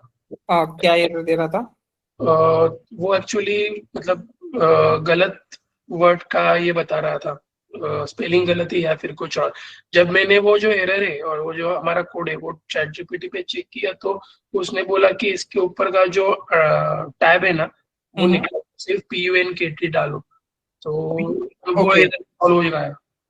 ओके, मे बी उन्होंने अभी चेंज किया होगा, बट जो भी आपको जैसे क्या होता है, ये वर्ड टोकनाइज रन करेंगे ना तो आपको वहां पे उस एरर मैसेज में वो दिख जाएगा कि आपको क्या डाउनलोड करना है, तो वहां से कर सकते हैं। ठीक है, ओके। तो मे बी उन्होंने अभी ये टैब निकाल दिया होगा, बट क्या है यहीं से भी हो सकता है। ठीक है, नो प्रॉब्लम। ऑलराइट, तो ये बेसिक टोकनाइजर क्लियर है। ठीक है, यस। देन हमने देखा था सब वर्ड टोकनाइजर, सब वर्ड टोकनाइजेशन।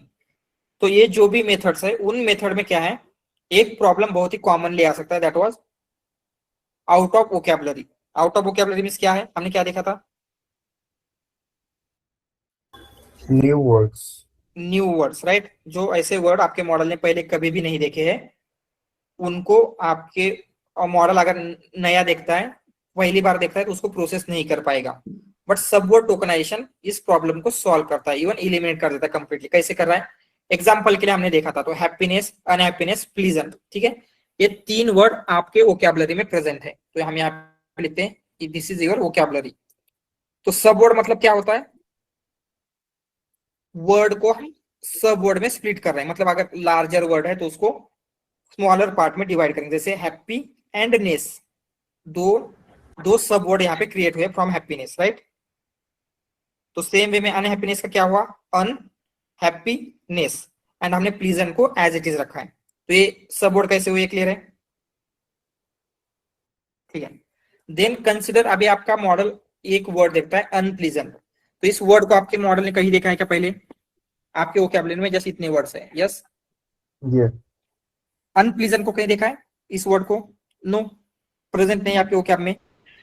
बट जब हम इसको सब वर्ड में स्प्लिट करेंगे, अन एंड प्लीजेंट सेपरेट आउट करेंगे, तो अन को देखा है क्या, वोकैब में प्रेजेंट है? यस, यहाँ पे है। प्लीजेंट है? यस है। मतलब इवन एक ऐसा वर्ड जो आपके मॉडल ने पहले कभी नहीं देखा हुआ था, स्टिल उसका मीनिंग अंडरस्टैंड कर रहे हैं, या फिर उसको हम प्रोसेस कर पा रहे हैं क्या अभी विद दिस सब वर्ड टोकनाइजेशन मेथड? यस। तो ये जो मेन इसका एडवांटेज है, ये समझ में आ रहा है? इसमें किसी कुछ doubt? But sir, in case of unhappiness, it will not means happy word will not be present in the vocabulary, right? HAPPI. Yes, नहीं होगा। अगर हैप्पी यहाँ पे कहीं पे होगा तो होगा, अदरवाइज नहीं है। वोकैबुलरी में ओनली ये ही होगा, happy. No sir, happy means HAPPY. It will be present in the vocabulary as an happy, HAPPY, but not will be HAPPI. No, so आपके कॉर्पस में उसकी जो स्पेलिंग है वही स्पेलिंग रिटेन होती है, वो स्पेलिंग करेक्ट वगैरह नहीं करता। ठीक है, so that's what I'm saying, sir. So it will not able to get understand the meaning of happiness or unhappiness. HAPPY अगर होगा तो उसको अंडरस्टैंड नहीं कर पाएगा क्योंकि उसमें प्रेजेंट नहीं है। ठीक है, बट क्या होता है, हम जस्ट 3 वर्ड के ऊपर ट्रेन कर रहे हैं। जब हम मल्टीपल वर्ड के ऊपर ट्रेन करेंगे तो ये प्रॉब्लम ऑलमोस्ट इलिमिनेट हो जाता है, क्योंकि वहां पे सारे जो सब वर्ड है एटलीस्ट किसी ना किसी में आ ही जाते हैं। वो हम आगे देखेंगे कैसे इलिमिनेट होगा कंप्लीट लेवल पे। ठीक है, बट ये बेसिक आइडिया को समझ में आ रहा है कि कैसे वो इलिमिनेट कर सकता है। Yes. ऑलराइट, तो बाइट पे ये जो सब वर्ड है उसकी मेनली 3 मेथड्स हैं, byte pair, word piece, sentence piece. ठीक है, तो ये जस्ट अभी बहुत सारे स्टूडेंट न्यूली ज्वाइन हुए आज, इसलिए इतने डिटेल में देखा, बट डेली क्या होगा, इतनी डिटेल में नहीं, हम जस्ट उसका हम क्या करेंगे, हम बोल सकते हैं कि एक आइडिया लेंगे कि एग्जैक्टली हमने क्या पढ़ा था। ठीक है, अगर आपको उसमें कुछ डाउट है you can ask there only, but इतने डिटेल में एवरीडे नहीं होगा क्योंकि उसमें ही आधा लेक्चर हमारा चला जाएगा, राइट। ठीक है, तो अभी हम क्या करेंगे, we will start with this method. पहले बाइट पेयर एनकोडिंग एग्जैक्टली कैसे वर्क होती है वो देखेंगे।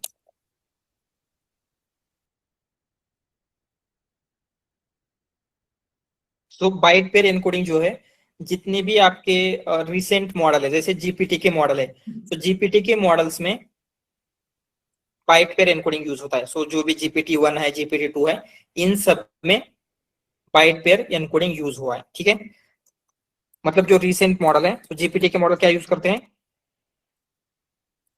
Bite pair encoding. ठीक है, एज अ टोकनाइजेशन। सो उसमें कुछ स्टेप्स है, तो हम जस्ट स्टेप बाय स्टेप देखेंगे तो क्या होता है। सो सबसे पहले आपकी स्टेप 1 है, उसे हम बोलेंगे प्री टोकनाइजेशन, मतलब टोकनाइजेशन से पहले।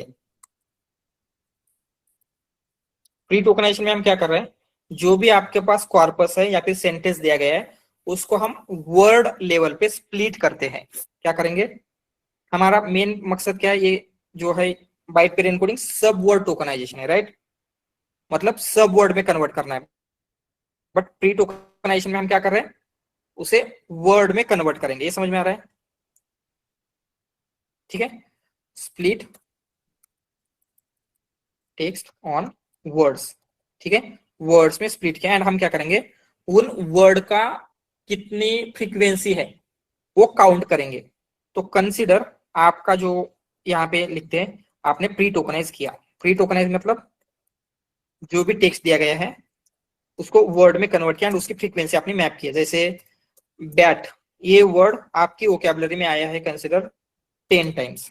देन कैट, ये वर्ड आया है आपके कॉर्पस में 5 टाइम्स। देन मैन, ये वर्ड आया है आपकी वोकैबुलरी में अगेन 10 टाइम्स। ठीक है, अगेन बैटमैन, ये वर्ड आया है आपकी वोकैबुलरी में 6 टाइम्स। ओके, डॉग, ये वर्ड आया है आपके वोकैबुलरी में 5 टाइम्स। सो यहाँ पे क्या हुआ ये समझ में आ रहा है, अभी तक हमने क्या किया। This is the count. Yes, simply जो भी आपको कॉर्पस दिया गया है, कॉर्पस को हम वर्ड लेवल पे स्प्लिट करेंगे एंड हर एक वर्ड की फ्रीक्वेंसी क्या है। अभी के लिए हमारे कॉर्पस में जस्ट इतने वर्ड है, ये कंसीडर करते हैं। तो क्या बोल रहे, are you referring text as a sentence which will split at word level. Yes, sentence बोल सकते हैं, पैराग्राफ बोल सकते हैं, एनीथिंग।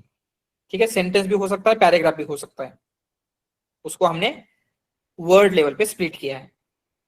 ठीक है, देन फर्स्ट स्टेप क्या होगी, हम उसको कैरेक्टर लेवल पे स्प्लिट करेंगे। तो इसको अगर कैरेक्टर लेवल पे स्प्लिट करेंगे तो क्या बन जाएगा, बी टी। ठीक है, ए टी।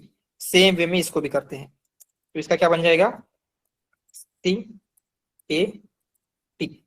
देन इसका एम ए एन। तो ये कैरेक्टर लेवल फर्स्ट स्टेप होगी। Second step actually M A N. Then यहाँ पे बैटमैन, यहाँ पे same for dog.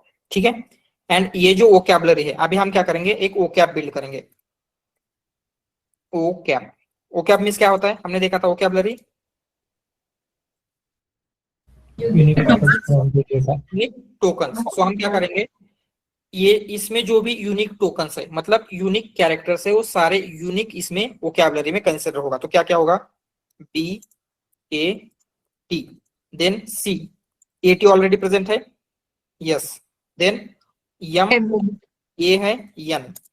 Then bat man already है, अभी डी चाहिए, ओ जी। तो ये जो बना है, क्या बना है समझ में आ रहा है क्या, एंड इसे कहा जाता है बेस वोकैब, क्योंकि ये आपकी बेस वोकैबुलरी है। ठीक है, ये हमने क्या किया, इसको हम बोलेंगे base vocab.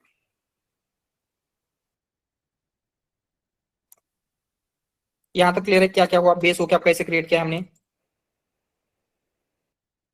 Yes sir. Then अभी आपका एक रूल है, हम क्या करेंगे, ऐसे कौन से 2 कैरेक्टर है जो मोस्ट फ्रिक्वेंटली एक दूसरे के साथ आ रहे हैं, उनको आपको कंबाइन करना है। तो कौन से 2 पेयर है जो मोस्ट फ्रिक्वेंटली टुगेदर आ रहे हैं? ए एंड टी कहाँ पे आ रहा है? यहाँ पे 10 बार आ रहा है, यहाँ पे 5 बार आ रहा है, यहाँ पे 6 बार आ रहा है, मतलब 21 टाइम्स आ रहा है। दूसरा कोई है क्या इससे ज्यादा times? I don't think, right? A N है, but A N only 16 times है, मतलब सबसे ज्यादा फ्रीक्वेंटली टुगेदर कौन आ रहा है? A and T. तो जो भी मोस्ट फ्रीक्वेंट है उनको हम मर्ज कर देंगे। तो यहाँ पे आप क्या कर रहे हैं? फर्स्ट मर्ज कर रहे हैं। तो मर्ज कैसे किया आपने? जो मोस्ट फ्रीक्वेंटली टुगेदर आते हैं उन दोनों को मर्ज करेंगे। तो यहाँ पे क्या बन जाएगा? B A T. देन क्या हो जाएगा? ये सी ए टी। देन ये इसमें कुछ चेंजेस होगा? नो, ये एज इट इज रहेगा। तो वहां यहाँ पे लेते हैं एम ए एन, एंड इसमें क्या होगा? B A T M A N, and यहाँ पे कुछ भी चेंजेस नहीं होगा, ठीक है। एंड अगेन हम क्या करेंगे, ये जो वोकैब है एज इट इज रखेंगे, जस्ट उस वोकैब में एक वर्ड, एक न्यू थिंग्स ऐड करेंगे, दैट इज जो मर्ज होने के बाद वो बना है। मर्ज होने के बाद क्या बना है? एटी। तो यहाँ पे ए भी रहेगा, टी भी रहेगा, एंड एटी हमने ऐड कर दिया। तो ये कैसे बना है? ये वोकैब कैसे बना? आफ्टर फर्स्ट मर्ज। इसे हम फिर से रिपीट करेंगे। अभी कौन सा है सबसे ज्यादा time? I think A N है ना? A N. B A T कितने टाइम्स आया है? बी ए टी भी 16 टाइम्स है, right? B and A T, A N भी 16 टाइम्स है। तो दोनों में से जो आपको लेना है ले सकते हैं। तो अभी हम क्या करेंगे? ए एन लेते हैं, ठीक है। तो यहाँ पे क्या होगा? कुछ चेंजेस नहीं होगा। बी ए टी रहेगा, ए, इसको भी सी ए टी बनाते हैं।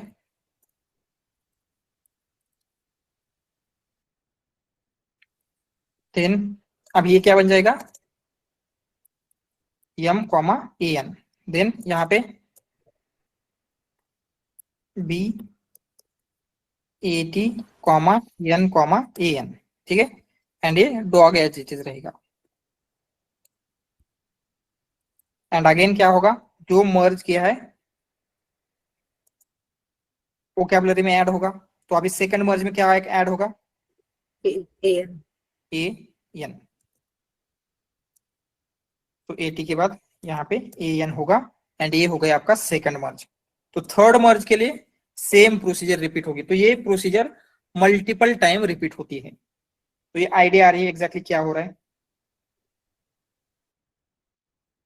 ठीक है। एंड अभी आप नोटिस करेंगे तो स्टार्टिंग में आपकी बेस वोकैबुलरी की साइज कितनी थी? साइज मतलब बेस वोकैबुलरी में कितने टोकन्स थे? 1 2 3 जितने भी हैं, ठीक है। तो फर्स्ट मर्ज के बाद क्या हुआ? उसकी साइज 1 से बढ़ गई। सेकंड मर्ज के बाद 2 से बढ़ गई। मतलब हम ऐसे बोल सकते हैं, हम जितने मर्ज करेंगे उतनी बार वोकैबुलरी की साइज बढ़ने वाली है, राइट? तो जनरली क्या होता है, एक वोकैबुलरी की साइज फिक्स करके रखते हैं जो भी, जिन्होंने भी ट्रेन किया है, राइट? मतलब वो चेक करेंगे कि कौन सी वोकैबुलरी बेटर रिजल्ट दे रही है। तो एग्जांपल के लिए जो जीपीटी का फर्स्ट मॉडल था जीपीटी 1, तो जीपीटी 1 में वोकैब की साइज थी 40,000 से 4, एग्जैक्ट नंबर नहीं होता, आई थिंक समथिंग 478 कुछ है, ठीक है। एंड यहाँ पे क्या है, जो बेस वोकैब है आपकी 478 है। ये क्या है? Base vocab. तो इसमें मर्जेस कितने होंगे? प्लस 40,000। ये समझ में आ रहा है क्या? सिंपल बाइट पेयर एनकोडिंग में इतना ही है। यस ज्योति? हाँ यस सर। मुझे क्या बोलना था, वो आपने वो मर्ज जो किया है ना, वो मीनिंग के हिसाब से मर्ज फैक्टर लिया है कि लाइक अभी अभी एक एग्जांपल में मैन में और बैटमैन में यम ए भी एक मर्ज फैक्टर हो सकता है ना? राइट। तो ये फ्रीक्वेंसी के बेसिस के ऊपर है, मतलब जो मोस्ट फ्रीक्वेंटली टुगेदर आ रहे हैं। मतलब जैसे यहाँ पे हमने काउंट किया, एटी कितने टाइम्स आ रहे हैं, यहाँ पे 5 टाइम्स, यहाँ पे 6 टाइम्स, एंड ऊपर कहीं पे 10 टाइम्स आए थे आई थिंक, यहाँ पे 10 टाइम्स, मतलब टोटल कितने हो गए 21 टाइम्स। सो सबसे ज्यादा ये फ्रीक्वेंसी के बेसिस के ऊपर है, मीनिंग कुछ कंसिडर नहीं हो रहा है, फ्रीक्वेंसी के बेसिस के ऊपर जो मोस्ट टुगेदर आ रहे हैं वो मर्ज होंगे। ठीक है, समझ में आ रहा है? सर मतलब लास्ट अगर अपन ने थर्ड टाइम मर्ज किया, ठीक है, तो जैसे भी जैसे इन्होंने बोला एम ए भी कॉमन है और एम ए एन भी कॉमन है ना, तो इसमें फिर ऐसा मतलब सेकंड थर्ड फोर्थ से चलता ही रहेगा ना फिर आगे? यस यस, ऐसे ही चलता रहेगा। देन आगे maybe M A N merge हो जाएगा, मैन बन जाएगा, या फिर बी ए टी मर्ज हो जाएगा। ओके, ऐसे भी हो सकता है। यस, ठीक। जब हम 40 टाइम्स करते हैं ना तो क्या होता है, जो मोस्ट फ्रीक्वेंटली आने वाले वर्ड्स है, ठीक है, जैसे अभी ये बेस है, मोस्ट फ्रीक्वेंटली आया होगा तो वो क्या हो जाएगा, एज अ कंप्लीट वर्ड आता है। बट कोई वर्ड है जैसे टोकनाइजेशन, उतने ज्यादा टाइम्स आया होगा क्या वोकैबुलरी में, जनरल टर्म्स में देखा जाए तो? नो। तो जो वर्ड उतने ज्यादा टाइम्स नहीं आते हैं तो वो क्या होता है, उनको सब वर्ड में स्प्लिट कर देगा, क्योंकि वो उतने अच्छे तरीके से मर्ज नहीं हुए होंगे। समझ में आ रहा है क्या? तो ध्यान में रखना, कभी भी वर्ड एंड सब वर्ड में क्या डिफरेंस है, ठीक है? तो जो वर्ड लैंग्वेज में फ्रीक्वेंटली आते हैं वो सब वर्ड में भी सेम रहेंगे, एज इट इज रह सकते हैं। बट जो रेयर वर्ड आते हैं वो क्या होंगे, उनके 2 पार्ट्स हो सकते हैं, या फिर वो सब वर्ड में स्प्लिट हो सकते हैं। समझ में आ रहा है? एंड यहाँ पे हम क्या करेंगे, एक एग्जांपल देख सकते हैं। तो ये ओपन एआई ने प्रोवाइड किया है, हम यहाँ पे क्या करेंगे, जो भी आपका टेक्स्ट डेटा है वो पास कर सकते हैं। तो ये क्या करेगा, उसको कन्वर्ट करता है टोकन्स में। ठीक है, ये दिख रहा है? तो यहाँ पे करंट कितने टोकन्स है, 0, क्योंकि हमने कुछ भी नहीं दिया है।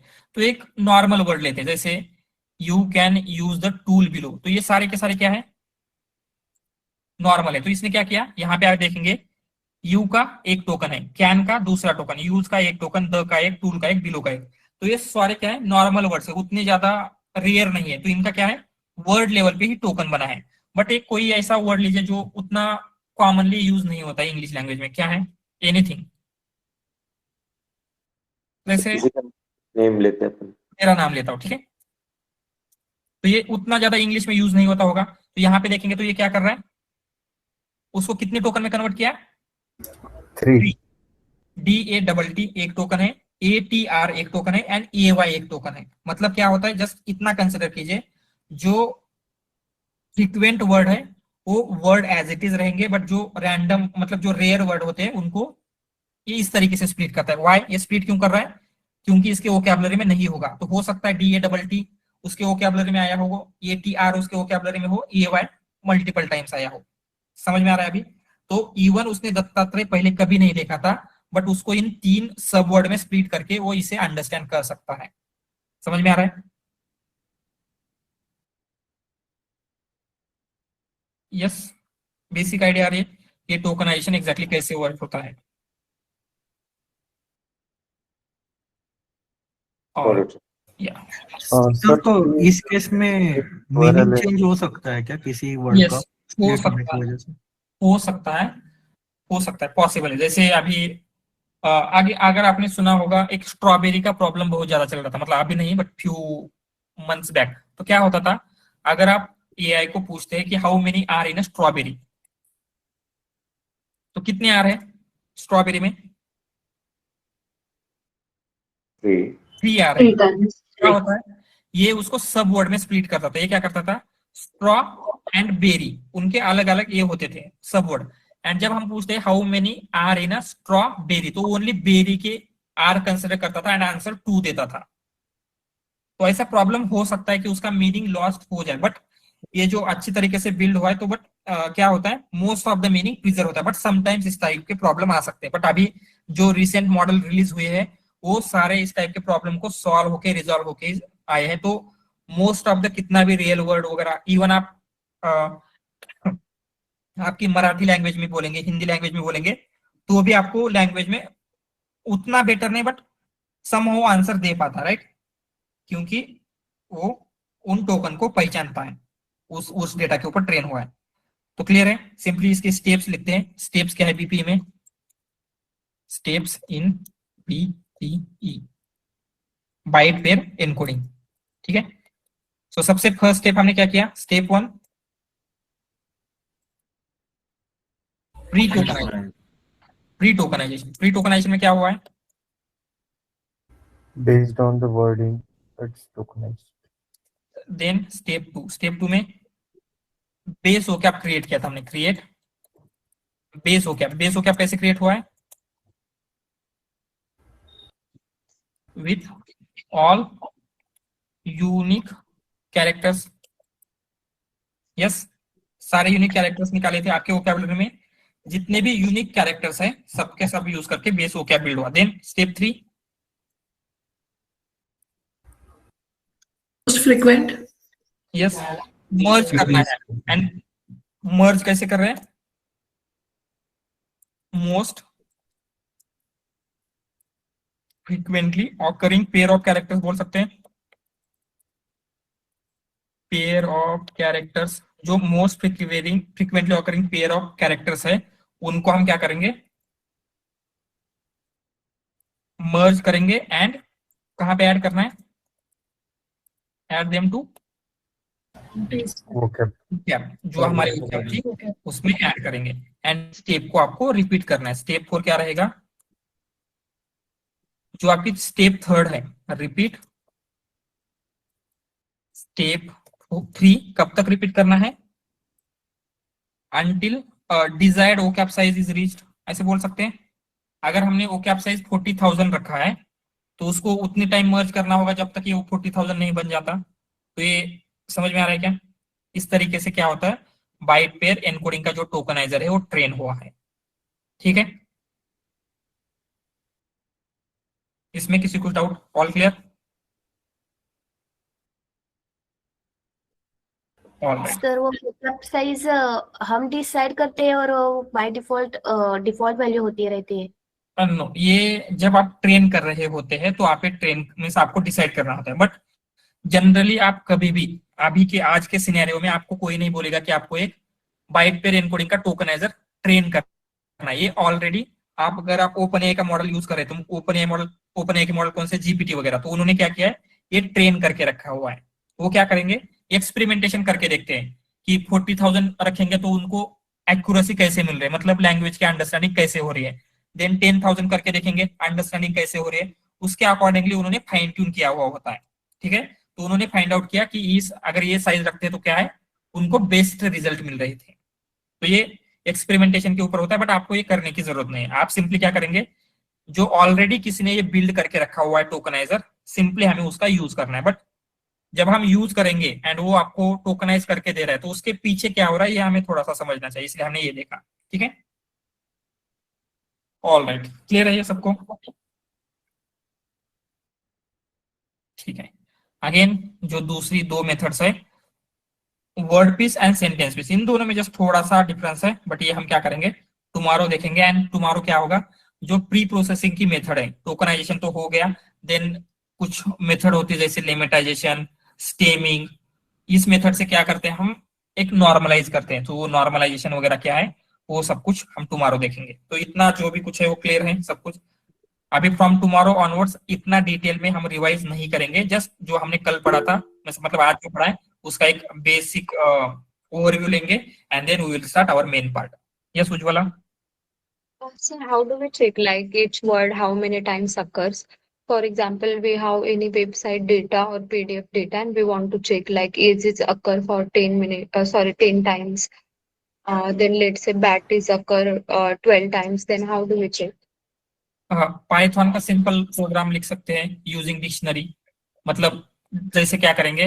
वो जो भी वर्ड आ रहा है उसको कंसिडर, आपको सेंटेंस दिया गया है, ठीक है, उसको हम स्प्लिट करेंगे एंड देन वो वर्ड ऐड करते हैं। एंड अगर वो फिर से मिलेगा तो उसका जो पॉइंटर है डिक्शनरी में जो हमने लिखा था वो एनकाउंटर करेंगे। जस्ट ChatGPT से पूछेंगे give me frequency calculation program, तो वो देगा। यूजिंग डिक्शनरी बोलेंगे तो वो आपको देता है, ठीक है। इसके लिए कुछ लाइब्रेरी भी हो सकती है। सॉरी, और मे बी अभी जो इन्होंने जो प्रॉब्लम स्टेटमेंट बोला, इसके लिए कुछ लाइब्रेरी हो सकती है या फिर खुद का कोड बिल्ड करना पड़ता है उसके लिए? पाइथन से वो हो जाता है, मींस लाइब्रेरी वगैरह यूज करके। और जैसे कलेक्शन लाइब्रेरी है, आई थिंक काउंटर से सर हो जाता है। यस यस यस, काउंटर से कलेक्शन लाइब्रेरी है, उससे हो जाता है। बट इंटरव्यू में आपको डिक्शनरी का यूज करके वो आपसे एक्सपेक्ट किया जाता है कि आप डिक्शनरी का यूज करें वहां पे। ओके ओके, कि जस्ट एक बार गूगल कर लेना हाउ टू, मींस वो डिक्शनरी का यूज करके कैसे कर सकते हैं। एक्चुअली वो हैश में आपकी कंसेप्ट है, डीएसए में होता है वो, बट ठीक है, आपको समझ में आ जाएगा अगर जस्ट आप पाइथन कोड देखेंगे तो। Yeah, sir, I got it. Like we can use the collections and import counter. Using that we can calculate. Yes. But they asking like you have to use the frequency and for loop. Like declare one thing. Connection से करते हैं आप, but वो inbuilt things है, right. तो उसके लिए just chart GPT डाले यूजिंग डिक्शनरी, ठीक है। तो डिक्शनरी का यूज करके कैसे कर सकते हैं, आपको वो कोड देगा, एंड वो उनको वो एक्सपेक्टेड होता है जो डिक्शनरी वाला है, ठीक है। एक बार देख लेना। यस पूजा। सर मुझे सेम क्वेश्चन था, मतलब ये जो हम फ्रीक्वेंसी काउंट करते हैं वर्ड की, ये एक डॉक्यूमेंट की ही करते हैं हम कि मल्टीपल, मतलब जितने डॉक्यूमेंट है सब में काउंट होती है? कॉर्पस जितना भी डॉक्यूमेंट है आपके पास, सारे डॉक्यूमेंट की कॉर्पस के, मतलब अगर आप मॉडल ट्रेन कर रहे हैं 10,000 बुक डेटा के ऊपर, सो ऑल 10,000 बुक्स में क्या फ्रीक्वेंसी वो रहेगी। Yes Abhishek. Sir, my question is like that. Suppose we are working in some product-based organization, and there are a lot of machineries data like predictive maintenance, predictive analysis, like that. So, in that, a model, and how can we use the Gen AI for the implementation? तो अगर आपका data बहुत ज्यादा sensitive होता है, ठीक है, तो सेंसिटिव डेटा के लिए ऑलवेज आपको ओपन सोर्स सॉल्यूशंस यूज करने हैं, ठीक है। तो open source model, open source embedding model, open source vector store, तो ये सारे ओपन सोर्स का हम यूज करके जेएनआई यूज करते हैं, ओपन सोर्स मॉडल का यूज करते हैं। सर कुछ ऐसे मॉडल भी होते हैं, फॉर एग्जांपल ओपन एआई के भी, जिन्होंने वहां पे लिखा होता है कि हम लोग कोई भी आपका डेटा हमारे मॉडल ट्रेनिंग के लिए यूज नहीं करते। यस, मतलब उनके साथ आपको कांटेक्ट करना होता है। यस, हमारे केस में हमने इसे किया था। हाँ, वो गूगल, मतलब वो आपको डायरेक्टली ओपन एआई ने एजूर के साथ वो कांटेक्ट करना होगा। एजूर से आप ओपन एआई के मॉडल यूज कर सकते हैं विद कांटेक्ट। अगेन उसमें कुछ लिमिटेशन होते हैं, जैसे कुछ कंप्लायंसेस वगैरह होते हैं, वो फुलफिल नहीं होते इवन विद द कॉन्ट्रैक्ट्स। सो वो हम देखेंगे आगे क्या होता है, उसका सिक्योरिटी, डेटा सेंसिटिविटी कैसा मैनेज करना है, ठीक है। सर एक क्वेश्चन था, अगर ओपन सोर्स मॉडल यूज करेंगे तो डेटा सिक्योरिटी रहती है क्या? यस यस, क्योंकि वो मॉडल आपके लोकल में, आपका जो जहाँ पे लैपटॉप है, आपका सर्वर है, उसके बाहर डेटा नहीं जाता है आपका, इसलिए ओपन सोर्स प्रीफर किया जाता है जहाँ पे डेटा सेंसिटिविटी आपको चाहिए। हम सर खुद का मॉडल बना सकते हैं? बना सकते हैं, बट वो बहुत ही कॉस्टली होता है, उसके लिए हंड्रेड्स ऑफ करोड़ लग जाएंगे। तो generally most of the companies build नहीं करती, ओनली जो एमएनसीज है, माइक्रोसॉफ्ट, गूगल, ओपन एआई, वही बिल्ड करते हैं। हम सिर्फ उनका बनाया हुआ मॉडल यूज करेंगे। कर सकते हैं, मैं आपको स्टेप बाय स्टेप बताऊंगा कि कैसे करते हैं। जो ओपन एआई ने मॉडल बिल्ड किया या फिर माइक्रोसॉफ्ट ने किया, एग्जैक्टली कौन सी स्टेप फॉलो करके किया है, वो मैं आपको बताऊंगा। बट जनरली आपसे नहीं पूछा जाएगा, या फिर आप नहीं करते मोस्ट ऑफ द कंपनीज में। Yes Rashmi. Sir, when knowledge base is to be get updated, not in hours basis, तो कैसे, मतलब अपडेट कैसे होगा रियल टाइम में प्रैक्टिकली? तो वहां पे आप सिंपली 2 एंड पॉइंट क्रिएट करते हैं, एक for 1 and point for indexing. जैसे फंक्शन कंसिडर कीजिए, ठीक है, आपने एक फंक्शन लिखा डेव, उस फंक्शन का क्या रोल है, जो भी आप उसमें उसको डेटा दे रहे हैं, डेटा को चंक करेगा, एम्बेडिंग करेगा, वेक्टर स्टोर में स्टोर करेगा, ठीक है। एंड दूसरा होगा क्वेरी। क्वेरी में क्या होता है, आप जो भी क्वेश्चन पूछा, उस क्वेश्चन के अकॉर्डिंगली वो डॉक्यूमेंट्स रिट्राइव कर रहा है, आपको आंसर दे रहा है।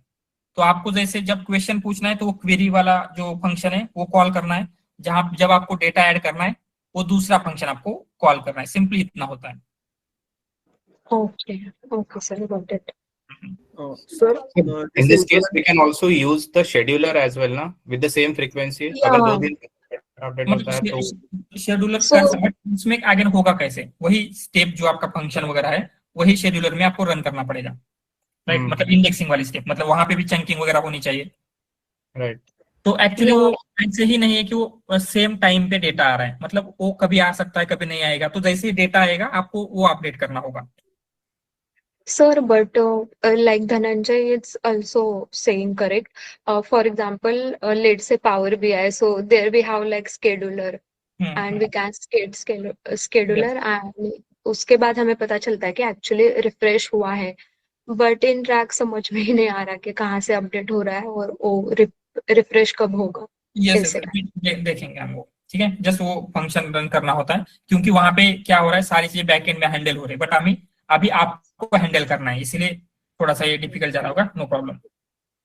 मेरा एक क्वेश्चन है सर, जैसे आपने बोला कि हम लोग पहले 10 लाख का डेटा है समझो, तो पहले हम लोगों ने चंकिंग बनाई, उसको वेक्टर डेटा में स्टोर किया, तो बाद में अगर हर 2 घंटे में अगर 10-10 हजार का डेटा आता है तो एवरी टाइम वो प्रोसेस हम लोग रिपीट करेंगे, लेकिन ये जो डेटाबेस बनाया है उसमें पहले 10 लाख का डेटा है, तो वो ऐसा ही रहेगा या फिर वो हमेशा वो भी ऐड करेंगे डेटाबेस में? नो, ये मतलब क्या होता है, अगर आपको डेटा प्रीवियस भी चाहिए न्यू भी चाहिए, तो नया डेटा उसी में ऐड करके जाएंगे, मतलब वो प्रीवियस एज इट इज रहेगा। ओके, मतलब वो हमेशा न्यू जो नया आएगा वही अपेंड करेंगे उसमें, अपेंड करेंगे, right. Okay okay. But some time क्या होता है, प्रीवियस डेटा आपको रिमूव करना होता है न्यू डेटा ऐड करने के लिए, वो भी यूज केसेस हो सकते हैं। जैसे पॉलिसी कंसिडर कीजिए, न्यू पॉलिसी आ रही है तो प्रीवियस पॉलिसी आपको रिमूव करना पड़ेगा, राइट। तो उस केसेस में पहले प्रीवियस डेटा डिलीट करेंगे, देन नया डेटा ऐड करते हैं। Okay sir. या यस आशीष। सर, ओपन सोर्स मॉडल्स अपने कंपनी में यूज कर सकते हैं क्या? यस यस यस यस कर सकते हैं। मतलब विदाउट परमिशन, या मतलब परमिशन किसकी? मैनेजमेंट का परमिशन लेना पड़ता है या? लेना पड़ेगा, यस।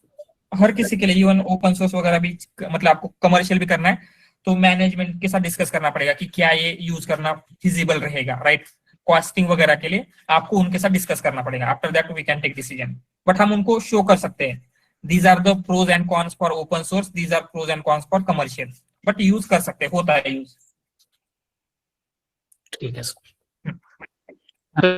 जैसे भी स्केड्यूलर का टॉपिक निकला था, तो हम एयर भी यूज कर सकते हैं, डैग वगैरह क्रिएट करके।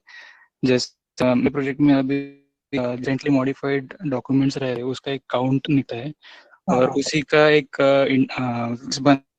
इंडेक्स में पहले से उस रिलेटेड डेटा उसको डिलीट करके फिर उसको वापस से प्रीप्रोसेसर के इंडेक्स में डंप करता है। वो डैग से भी क्रिएट हो सकता है शेड्यूलर, मतलब 1 डे 2 डे। यहाँ पे मेन इशू क्या होता है, कंसिडर आपने शेड्यूलर लगा के रखा है, जस्ट म्यूट करेंगे, ठीक है। शेड्यूलर आपने किया है फॉर एवरी 3 आवर्स, ठीक है, बट आपको एवरी 3 आवर्स पे ही रन करना है, ऐसे नहीं। आपको जैसे न्यू डेटा आएगा तो रन करना है, मतलब यहाँ पे आपको इवेंट के ऊपर डिपेंड है। अगर डेटा आया है तो अपेंड करना है, नहीं आया है तो नहीं करना है, राइट। शेड्यूलर में क्या होगा, फिक्स टाइम इंटरवल में वो डेटा रिफ्रेश करता रहता है या फिर उसको रन करता रहेगा, राइट। तो आपको यहाँ पे इवेंट देखना होगा कि क्या न्यू डेटा अवेलेबल है। अगर न्यू डेटा अवेलेबल है तो आप कर सकते हैं। तो सम टाइम क्या हो सकता है, न्यू डेटा आफ्टर 1 आवर के टाइम पीरियड में, टाइम स्लॉट में आएगा, कभी 1 डे में आएगा। तो अगर जब हम शेड्यूलर लगाते हैं तो क्या होगा, फिक्स टाइम लगाते हैं हम, राइट। ओनली 2 आवर्स में होगा या फिर ओनली 1 आवर में होगा, तो ये फिक्स है क्या, जैसे ही डेटा आएगा ऑलवेज होना। इसीलिए यहाँ पे बेटर ऑप्शन क्या है, जैसे ही आपको डेटा मिलेगा तो वहां पे ट्रिगर होगा वो सारी वैल्यू इंस्टेड ऑफ शेड्यूलर। समझ में आ रहा है थोड़ा सा? Yes yes. शेड्यूलर क्या है, एक फिक्स्ड, हम बोल सकते हैं कि फिक्स स्टेप है, आफ्टर एवरी 2 आवर्स वो होगा। बट ऐसे नहीं कि डेटा आपको एवरी 2 आवर्स में ही मिलेगा, कभी 1 आवर के बाद मिल सकता है, कभी 10 आवर के बाद मिल सकता है। बट शेड्यूलर एवरी 2 आवर्स में रन होगा। बट हमें क्या करना है, जैसे 1 आवर में आएगा तो ही रन करना है, 10 आवर के बाद आएगा तो 10 आवर के बाद रन करना है। तो शेड्यूलर भी कर सकते हैं, बट वो अप्रोच मोर फिजिबल रहेगा इवेंट बेस्ड रनिंग में, जिसमें क्या है, जैसे ही न्यू डेटा आएगा हमें उसमें ऐड करना है। ऑल राइट, ठीक है, anything else? All right, okay then, thank you guys, bye, good night.